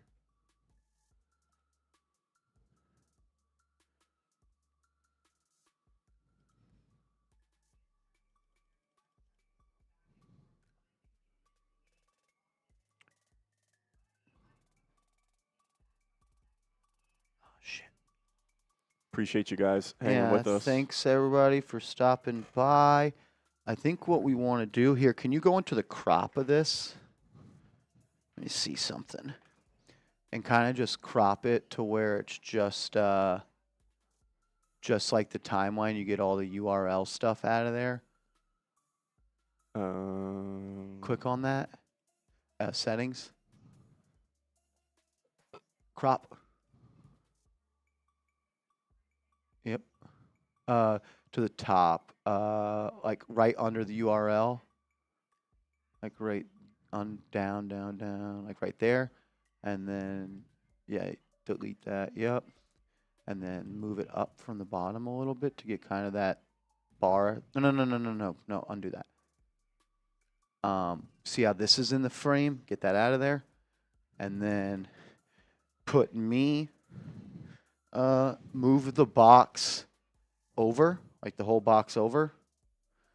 Keep going, like right there. Perfect. And then I think that should be good. And what you'll have to do is you'll scroll down from the bottom and then slowly move up.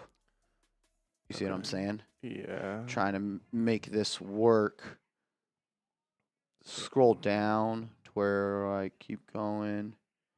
Keep going, like kind of when it first starts, so keep going.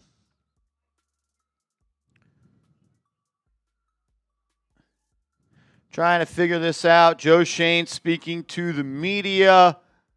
And that's the start. All right, so we'll start there.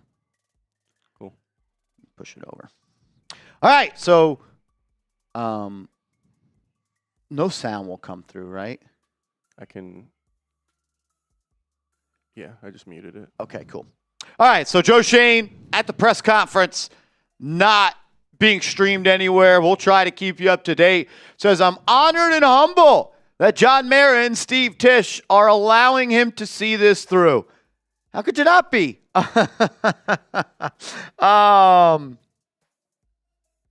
He's the luckiest man alive right now that he still has a job. Yep. Still has a job. At least he knows it. So that's good stuff. All right, next tweet. What do we got? Shane, honored and humbled ownership is keeping him, and thanks Kafka for the team competing and winning the final 2 games. Understands the fans' position on the losing season. Okay. What else we got? Joe Schoen, honored and humbled that he will continue. All right. Says the Giants, to find the Giants' next head coach to get back to what the standard is, competing for championships. Is that really the standard? Yep. Would he still have a job if that was the standard? Yep. Are we sure? Are we sure? All right. Sounds like he didn't. He doesn't understand. Keep moving. Oh, he looks so good in that quarter zip. I'm honored and humbled to John Mayer and Steve Tisch for the opportunity to see us through. Thank your lucky stars, brother. Thank your lucky stars. What else we got? Honored and humbled again. Shane won't discuss whether or not he received a contract extension. That is the worst news all day. That he may or may not won't discuss whether or not he received a contract extension.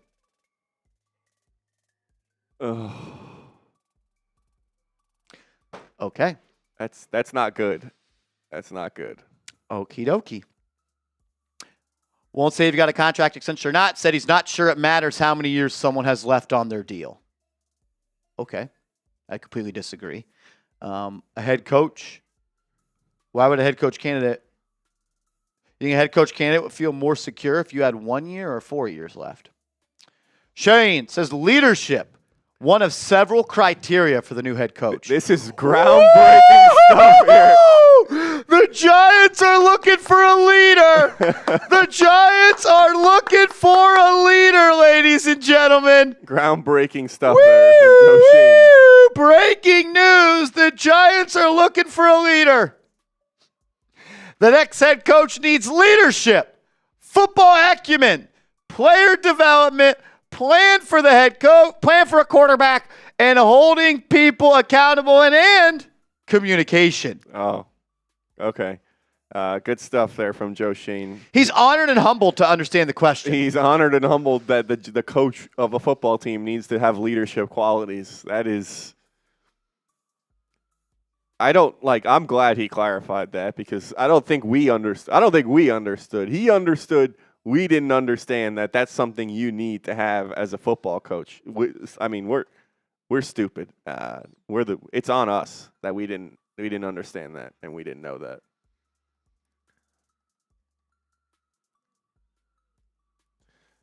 This is, again, Joe Schoen will not say if he received an extension. It referenced the firings today and said, not sure it matters how many years left. Okay. Shane will cast a wide net. We're going to find the best leader for the franchise. That's what they weren't doing? That's what they didn't do last time? Were they not doing that before? Maybe they just didn't think leadership was important in a coach before this. Now he understands it. He's not going to make the same mistake again. He understands those questions so hard. He's not going to, because he never makes the same mistake, so he's not going to make that mistake again. Ever. More honored and humbled here. Scroll up a little bit. Don't really want to show the video. The Joe Schoen says we saw that. Good tweet from that guy, whoever said that. That guy's really cool. Shane will cast a wide net and not disqualifying college coaches or coordinators. Oh, we're going to hire a college offensive coordinator. You know, it's crazy. They wanted to hire a college coach named Marcus Freeman. He didn't want them. He turned him down. Yeah. Turned him down. But then maybe they'll just go after the offensive coordinator now instead. Yep. Okay. Says he will cast a wide net. The widest. The net will be so wide. The widest net. It's a net. It's the widest. Some of the criteria Joe Schoen is looking for in the head coach. He will cast the widest net. Don't have to have head coaching experience. Leadership, football acumen, player development, plan for Jaxson Dart's development, holding people accountable, and communication. It's good. It's good that they now know that they need someone who's I'm back in. Extend Joe Schoen. Sees how second-year QBs have turned around teams, and that would be ideal. If only we could have Drake May. Only if you could have had Drake May. Yeah, it's only like if they didn't win games that they didn't need to win that maybe they could have had Drake May.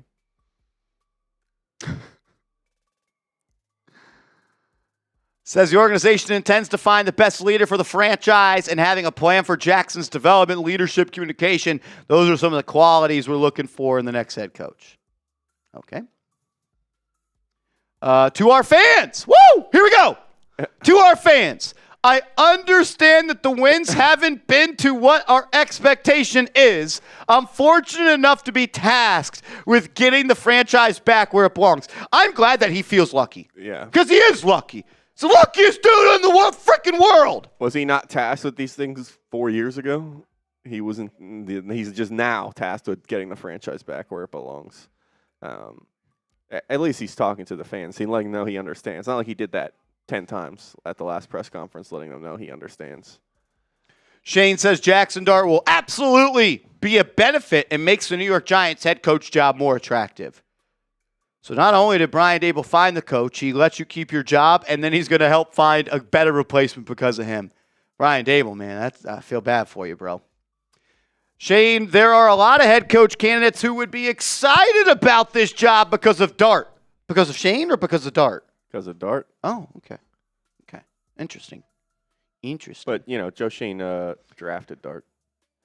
Keep moving. There are a lot of potential head coaching candidates that are excited. Yep, we saw that one.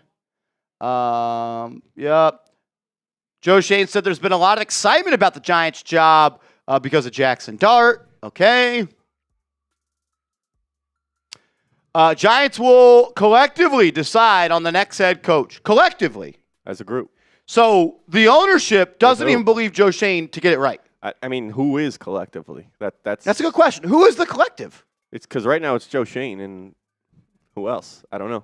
John Mara, obviously, praying for him. He's not able to really be in there day to day as much as he probably was in the past.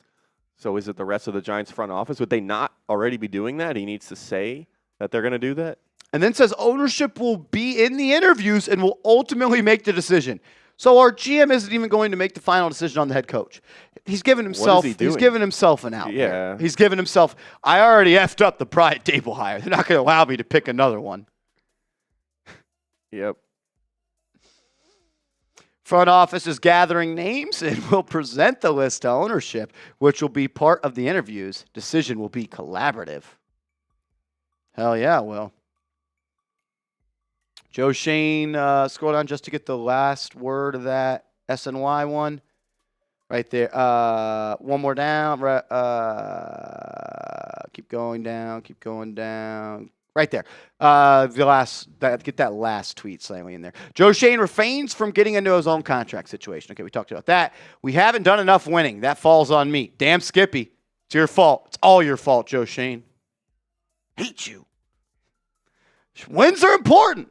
Always wanted to win, so the final 2 wins were big. Winning is always the end. So if winning was important, why did Dexter Lawrence only play 3 of the first 13 snaps?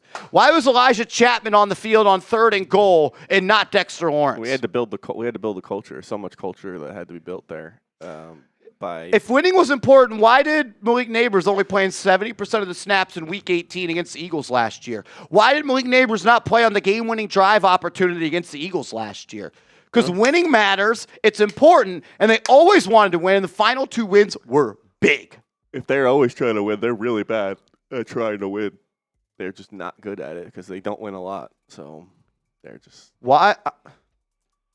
Do they think we're that fucking stupid to where we're just going to believe their lies? Like, there's data. There's evidence. The New York Giants sat players that were sick but healthy enough to go watch Knicks games at Madison Square Garden courtside. They were trying to win, though. They wanted to win. Big wins. Huge wins. Massive. The biggest wins. Early on, I made mistakes. Thankful for ownership, giving him the chance to course correct.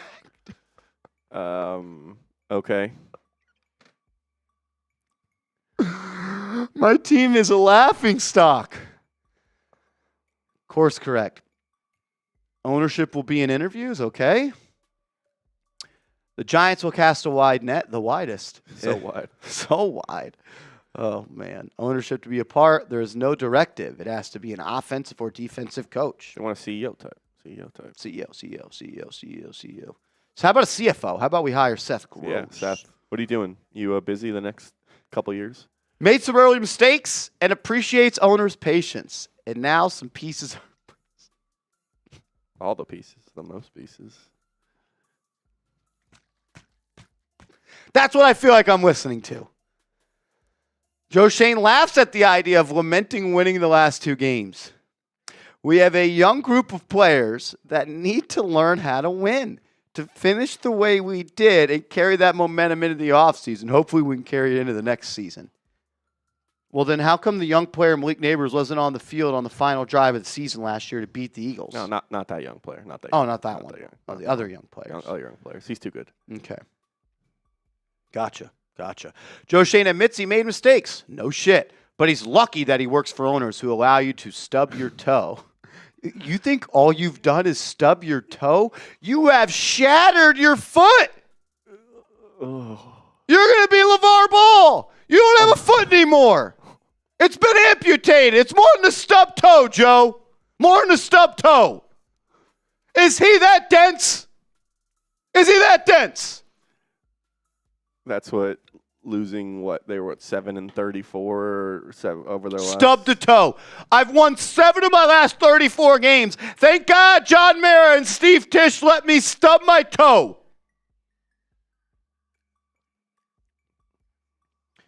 Jaxson Dart might meet head coach candidates but won't have input. Okay. Russell Wilson admits to Joe Schoen talks about what the Giants will be prioritizing the next head coach. We talked about that. There's a lot of excitement from candidates about the head coach job. Mm-hmm. Yep. Okay. We can move past that one. Move past that one. Shane, on 2026, owners had non-directive, but rather a plan. Build the team around a young QB on a rookie deal. This is groundbreaking stuff.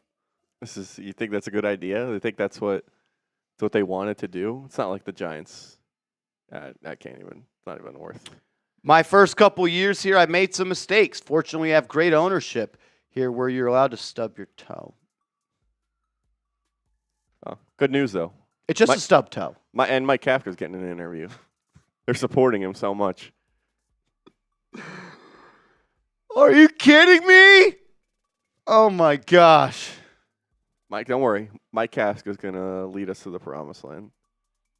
Shane, owner's been talking to him since Daboll was released. Said he was preparing all along for the coaching search. Yeah, he said we at the press conference. He knew. Yep. There are a lot of potential head coach candidates that are excited about the opportunity here because of Jaxson Dart. Has anyone said that they're excited about the head coach opportunity to work hand in hand with Joe Schoen? Yeah, that's a very good point. How many people have you said that? Joe, I would love this job to be your right hand man and then help get over the stub toe that you have. I really want to work with you, Joe. I can help with your stub toe, Joe. Kafka will get a serious interview. Look at how much the offense improved. Oh, my God. Look how much the offense improved. Maybe this season, but look at the difference in the offense. I feel like I'm watching like a stand-up the offense comedic.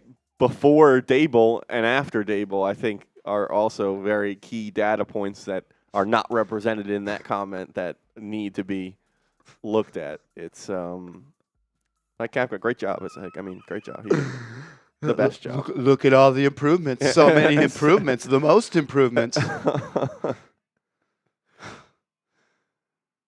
What else we got? Yep, I'll take not confident in Joe Schoen for $5,000. Yep.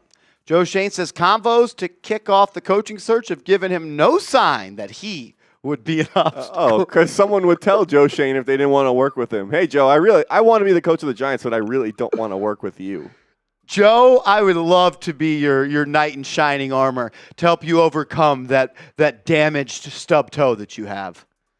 Man, his stub toe, it's taken on a life of its own.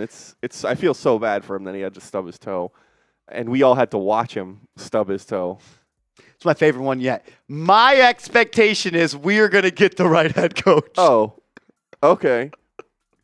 So we should assume you were expecting to not get the right head coach. Are we being punked? I don't know. Is Ashton Kutcher in the building? I'm sure they usually post these later. I can't wait to watch. Yeah, you're gonna watch if he's like actually saying these things with a straight face and like looks like he believes what he's saying, or he's just going out there saying what he feels like he has to say. Stub toe. Scroll down.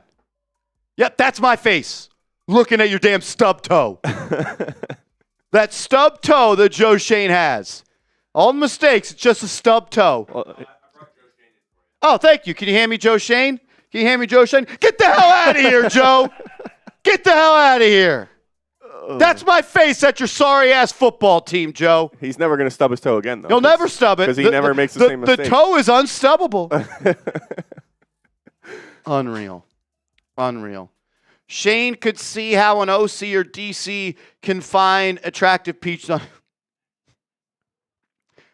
This is the worst day of my life. Cap flex, core pieces, young QB. We're just a head coach away. That's it. The Giants are back. We're just a head coach away. Everything else. They have everything else. This is it. Joe Schoen, he knows. That's why he kept his job. He's just probably reiterating what he's been telling ownership about himself and how great of a job he's done despite stubbing his toe. Yeah. cap flex, core pieces, Oh. young QB. We have some reflection here. Oh, what do we got? Up top, Joe Schoen tried to build it around Jones. It didn't work out, and the team shifted key pieces at core positions are in reasonable dollar deals, and there are good young players here, plus some cap room and draft capital.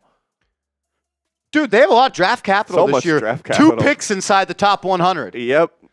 They don't have any extra. This is why he's bad at his job, because he doesn't even know. Yeah. He thinks they have draft he probably capital. believes. Yeah, they do. He probably believes they do. And I'll also say tried to build around Jones. Wasn't there a quote? And look, I hate Daniel Jones. I think he's a scrub. I don't think he's a good football player. We don't pay Daniel Jones $100 million to pay a running back $16 million. Wasn't that a quote? Yeah, that was a quote. Wouldn't you be paying a $16 million running back to, hold on, build around Jones? Yeah, I mean, if that's what you really wanted to do, they shift. Hey, Marshall, all they did was shift key pieces at core positions. What does that mean?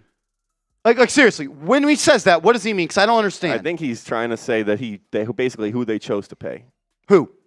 They chose not to pay Barkley and McKinney, and they chose to pay other people, I guess. They used that money somewhere Devin else. Singletary? John Runyon. Can't forget about John Runyon. Oh, my God. We're not talking about Chris Manhurst. enough. We're not I know. talking about Chris Manhurst. That's the problem. That's the problem. So those are all reasonable deals, too. I mean, that's what he's saying, reasonable deals. Joe Schoen never overpays. I try. I feel like someone just punching my face with a brick. Early on, I made mistakes. Fortunate to have great ownership. Here, where you're allowed to stub your toe.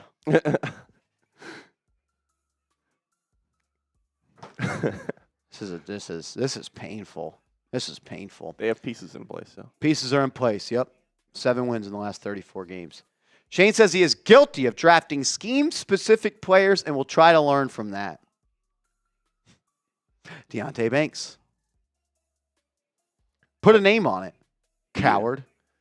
Well, hey, he was also drafting him because fits the special teams scheme. How did I not know that? Kick That return. Joe Schoen was drafting a kick returner in the first round.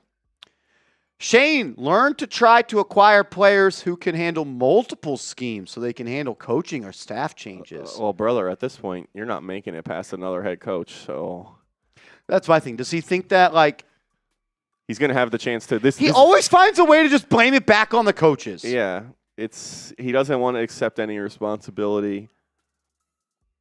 It's just Wink Martindale's fault and Brian Daboll's fault. If they didn't just have a problem where they couldn't work together anymore, Joe Schoen, we wouldn't have seen how bad of a player Deontay Banks was. We'd have never known.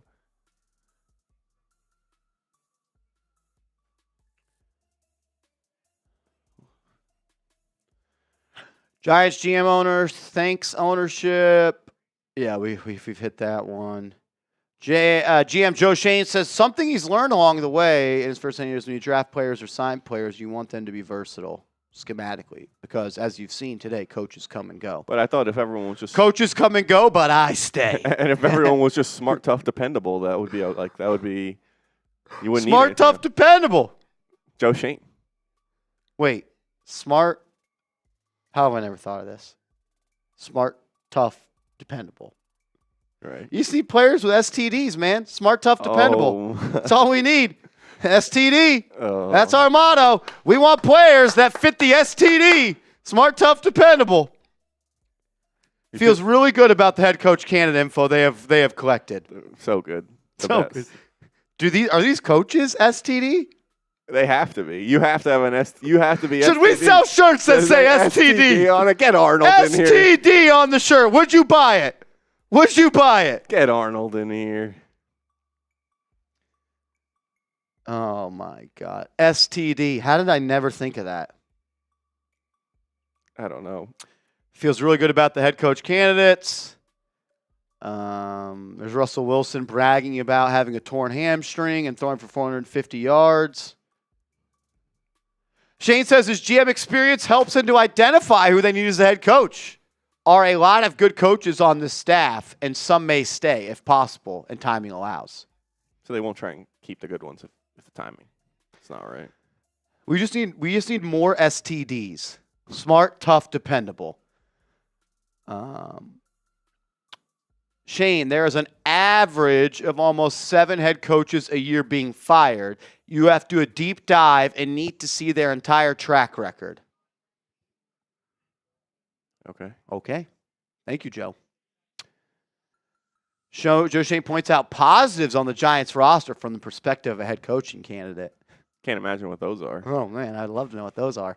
Giants will map out a plan for head coach interview requests later today. Oh. Interviews will start this week. But I thought they were already, he was talking to ownership about the plan. He's been leading the shirts Yeah. for the coaches that have the strongest STDs. But they don't have a plan. Smart, tough, dependable. Joe Schoen, the Giants will start their Oh. coach interviews this week. All right. Cool. Schoen has not seen ownership today. Of course not. You would have been fired. And has headed there now. We'll map things out. Interviews will start later this week. Okay. What else we got? Giants GM Joe Schoen says they'll start head coach interviews this week. Guys, if you didn't know, they'll start this week. Are they going to start this week, do you think? Yep. It says when he leaves the podium, the next step is to meet with ownership, map out the head coach search, and interviews will start This week. this week. Bronx boy, I need you in a shirt that says STD. Early on, I made mistakes. I'm fortunate to have great ownership here when you're allowed to stub your toe. That's it. That's Yep. all he did was stub his toe. So Yep. What else we got? Holding people accountable has to be on top of the list. I've been reporting on how players have been hinting at this way. Hey, Slayton came out today and said he wants a Tom Coughlin type coach in there. Read the room. Yep. cool. Cool. Oh, in case you guys didn't know, head coach interviews will begin this week. Cool. The Giants are once again selling the X thing away. It's just a head coach. Just That's a it. head coach away. That's it. That's We're all just it a head is. coach away, guys.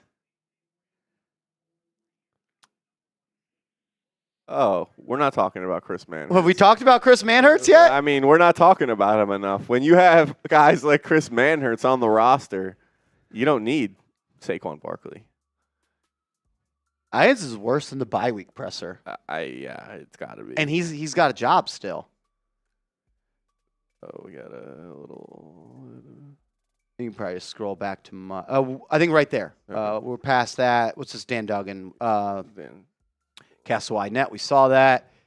Asked Joe Schoen if he got an extension. I'm not going to get into my personal contract situation. As you've seen today, unfortunately, it's the nature of the business. I'm not sure how much it really matters how many years you have on your contract or do you not. think that means that it's more likely that he did or didn't get an extension? The fact that he doesn't want to talk about it. I don't know. I just don't know. Is that the end of it? That's the end. That's old. So the Giants consider trading King. Yep. Yeah, that's it. That's So he's heading to ownership. They're going to map out a plan, and they'll interview coaches this week. That's they're gonna start this week. We got that. All right. I'll refresh my feed, see if there's anything else.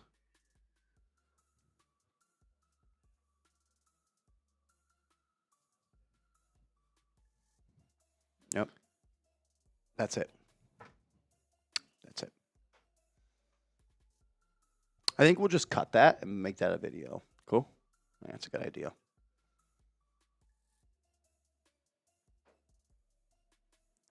Did we miss Supers? What was your takeaway from that, Andrew Connell? On a serious note. On a serious note, Joe Schoen seems to have realized, I guess, that he's made mistakes in the past. At least that's what I think he's trying to get across when he said he stubs his toe. On a serious note, but at the same time, we saw shades of him not wanting to take accountability, blaming that he should have known that he couldn't draft scheme specific players because of coaching issues. But it seems like he is fully entrenched as the Giants GM, not really worried about losing his job at all. And He already did. And they didn't even stream it. Just don't worry. Joe Schoen says he's happy that ownership has allowed him to stub his toe and keep on going. Yeah, I think that Is it mean to make a meme where LeVar Ball doesn't have a foot, and I put Joe Schoen's face on it and say Joe Schoen stubbing his toe with the Giants? Is that too mean? I think so. I'll probably still make it. But I don't know. They said, yes, that's mean. Okay. All right. Then someone says not mean enough. so my takeaway is Joe Schoen is firmly entrenched. He feels confident in his position. He's thankful to ownership that allow him to work through his mistakes, which, like, I feel like it's just that the Giants have lost games. Like, I don't know if he is really reflecting back on the things that he did wrong in that process. They're going to start head coach interviews this week, and he's going to hire a guy, and he's not going to – no coaches don't want to work with him, so he's only going to hire a coach that wants to work with him.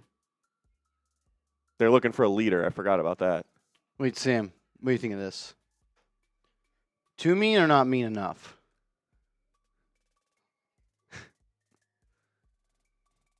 I mean, no one can tell that that's LeVar Ball.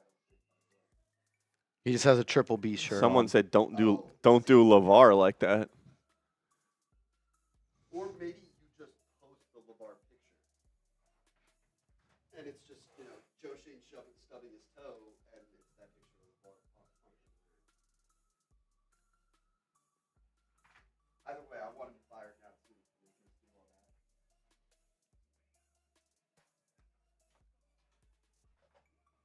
So we'll see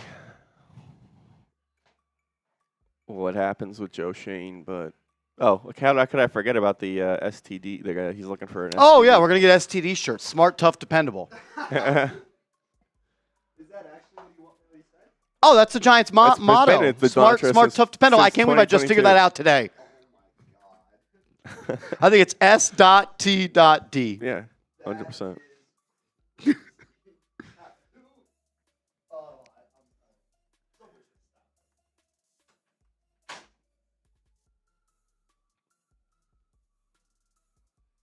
Cool Q-zip today, Joe.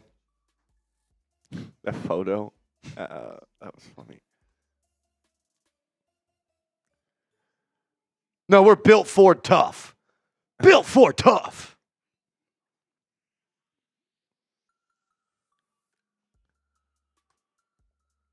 Shout out to Michael Champlin. I don't know what exactly he was referencing, but he said like his great pickup, James Hudson.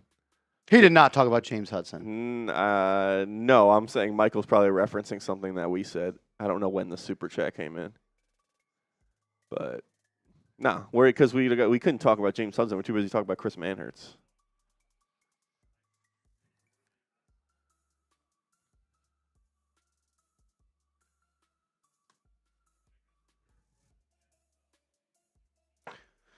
Michael Champlin. You the man, bro.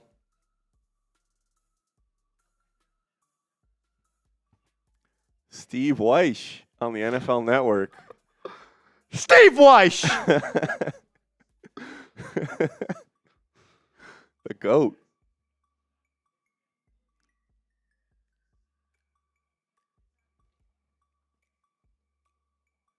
Shout out to you, Michael Champlin.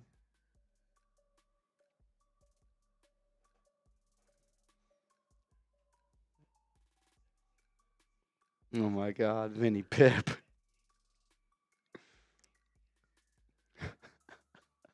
Oh.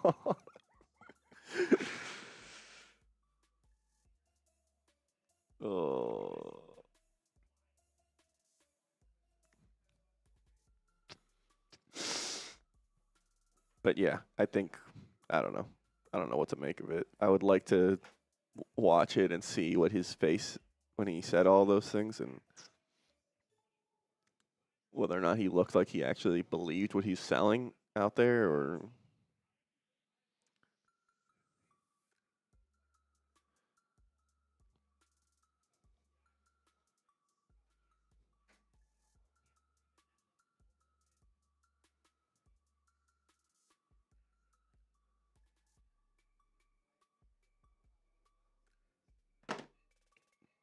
Falcons requested an interview with Clint Kubiak.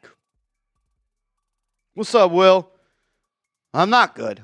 Joe Schoen is back, and he only thinks he stubbed his toe. That's with it. this That's all it football was. team. Just losing. So, like, I'm just trying to figure out what the Giants have done is only stub their toe. Like, what would be like the more severe injuries? Like, what would a football team have to do, or how bad would a GM have to be to get the comparison to more severe injuries?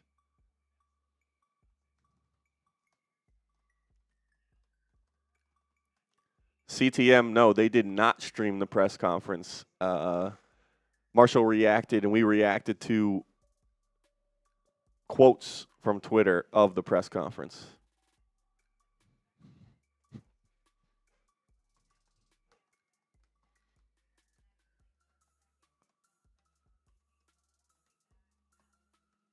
It's disappointing.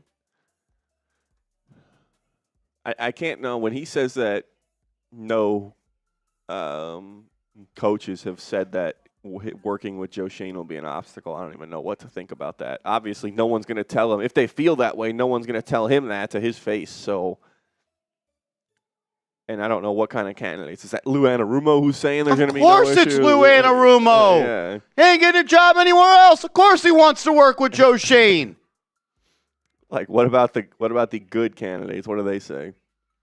Is that, you think he's just basing all of this off of his one? He probably had one conversation with Lou Anarumo, talked about how Dart's an exciting piece and he has no problem working with Joe Schoen and he's really interested in the job.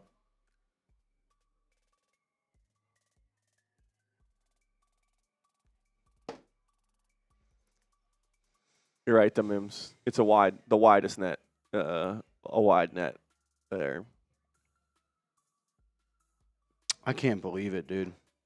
I actually can't believe it.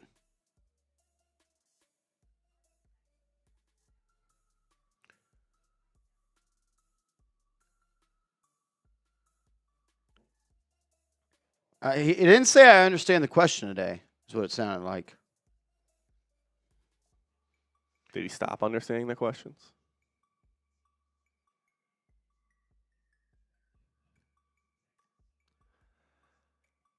At least they're starting this week. They're starting their head coach interviews this week. 13 and 38 in the last 51 games, right? That sounds right. Hold on, let's double check that. Because 3 wins, 4 wins, 3 wins, 6 wins. 13. Yeah, 13 and 38. Yep. 13 and 38, and all you think you've done is stubbed your toe? You can't. I'm like, we were joking, we were having fun. Like, actually, that they were the worst team, or they have been the worst team over the last 3 seasons, or is it like they have to be in the bottom, or if not the bottom, closest to the bottom, and if that's the case, if you're the worst team, that is not stubbing your toe.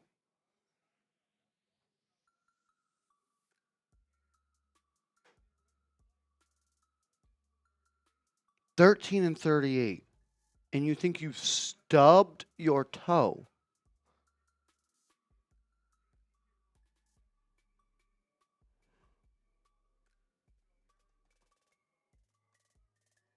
Paul, Joe Schoen said that he's glad that ownership has allowed him to stub his toe so far as the Giants GM, and that he's allowed to course correct and fix it.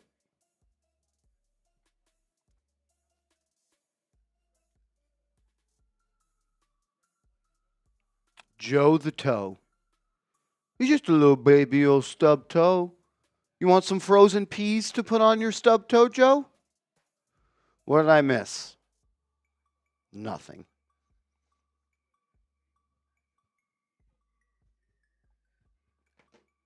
I don't know, man. Yeah, stubbing your toe is having one bad season.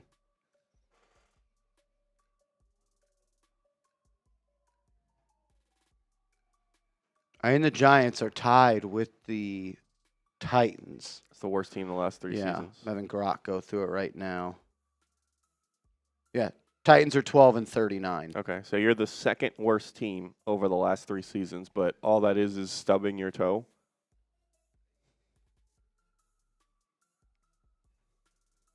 In that analogy, it's just not correct, not comparable.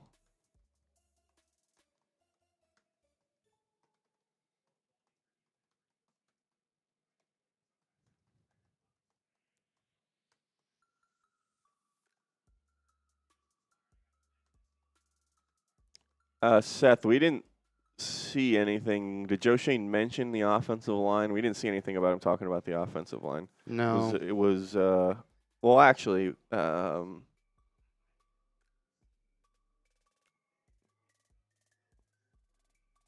it was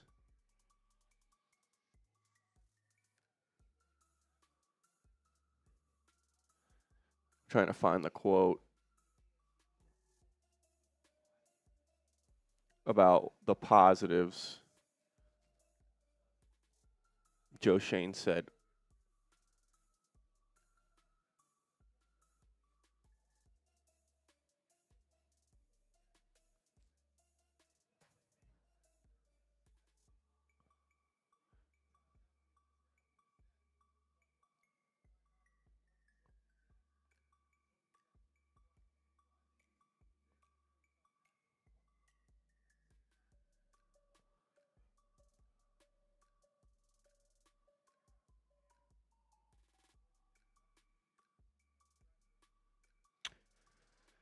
I don't know, man. I feel worse after that. yeah, I'm trying to find, here we go. This was what Joe Schoen said. Cap flexibility, core pieces, young quarterback are what making the Giants' job attractive. So he didn't tout the offensive line. But, yeah, it's not good. Because it makes you think like that he doesn't realize how bad it is.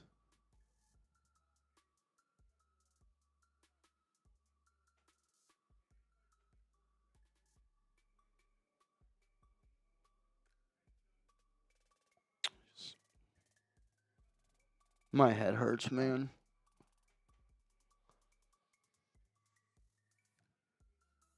Joe stubbed the toe, Shane. Unreal. Paul, you're a real one, bro. You missed a lot of nothing. More disrespect to the fan base, and interviews will start this week. Came back in with another one and get that up once it comes through. You can't watch the press conference anywhere because they didn't stream it. They don't want you to watch. They think that they could hide their GM talking. This used to be a blue blood organization. We can sign our own guys before free agency, right? Though, yes, you can. We'll see if they do.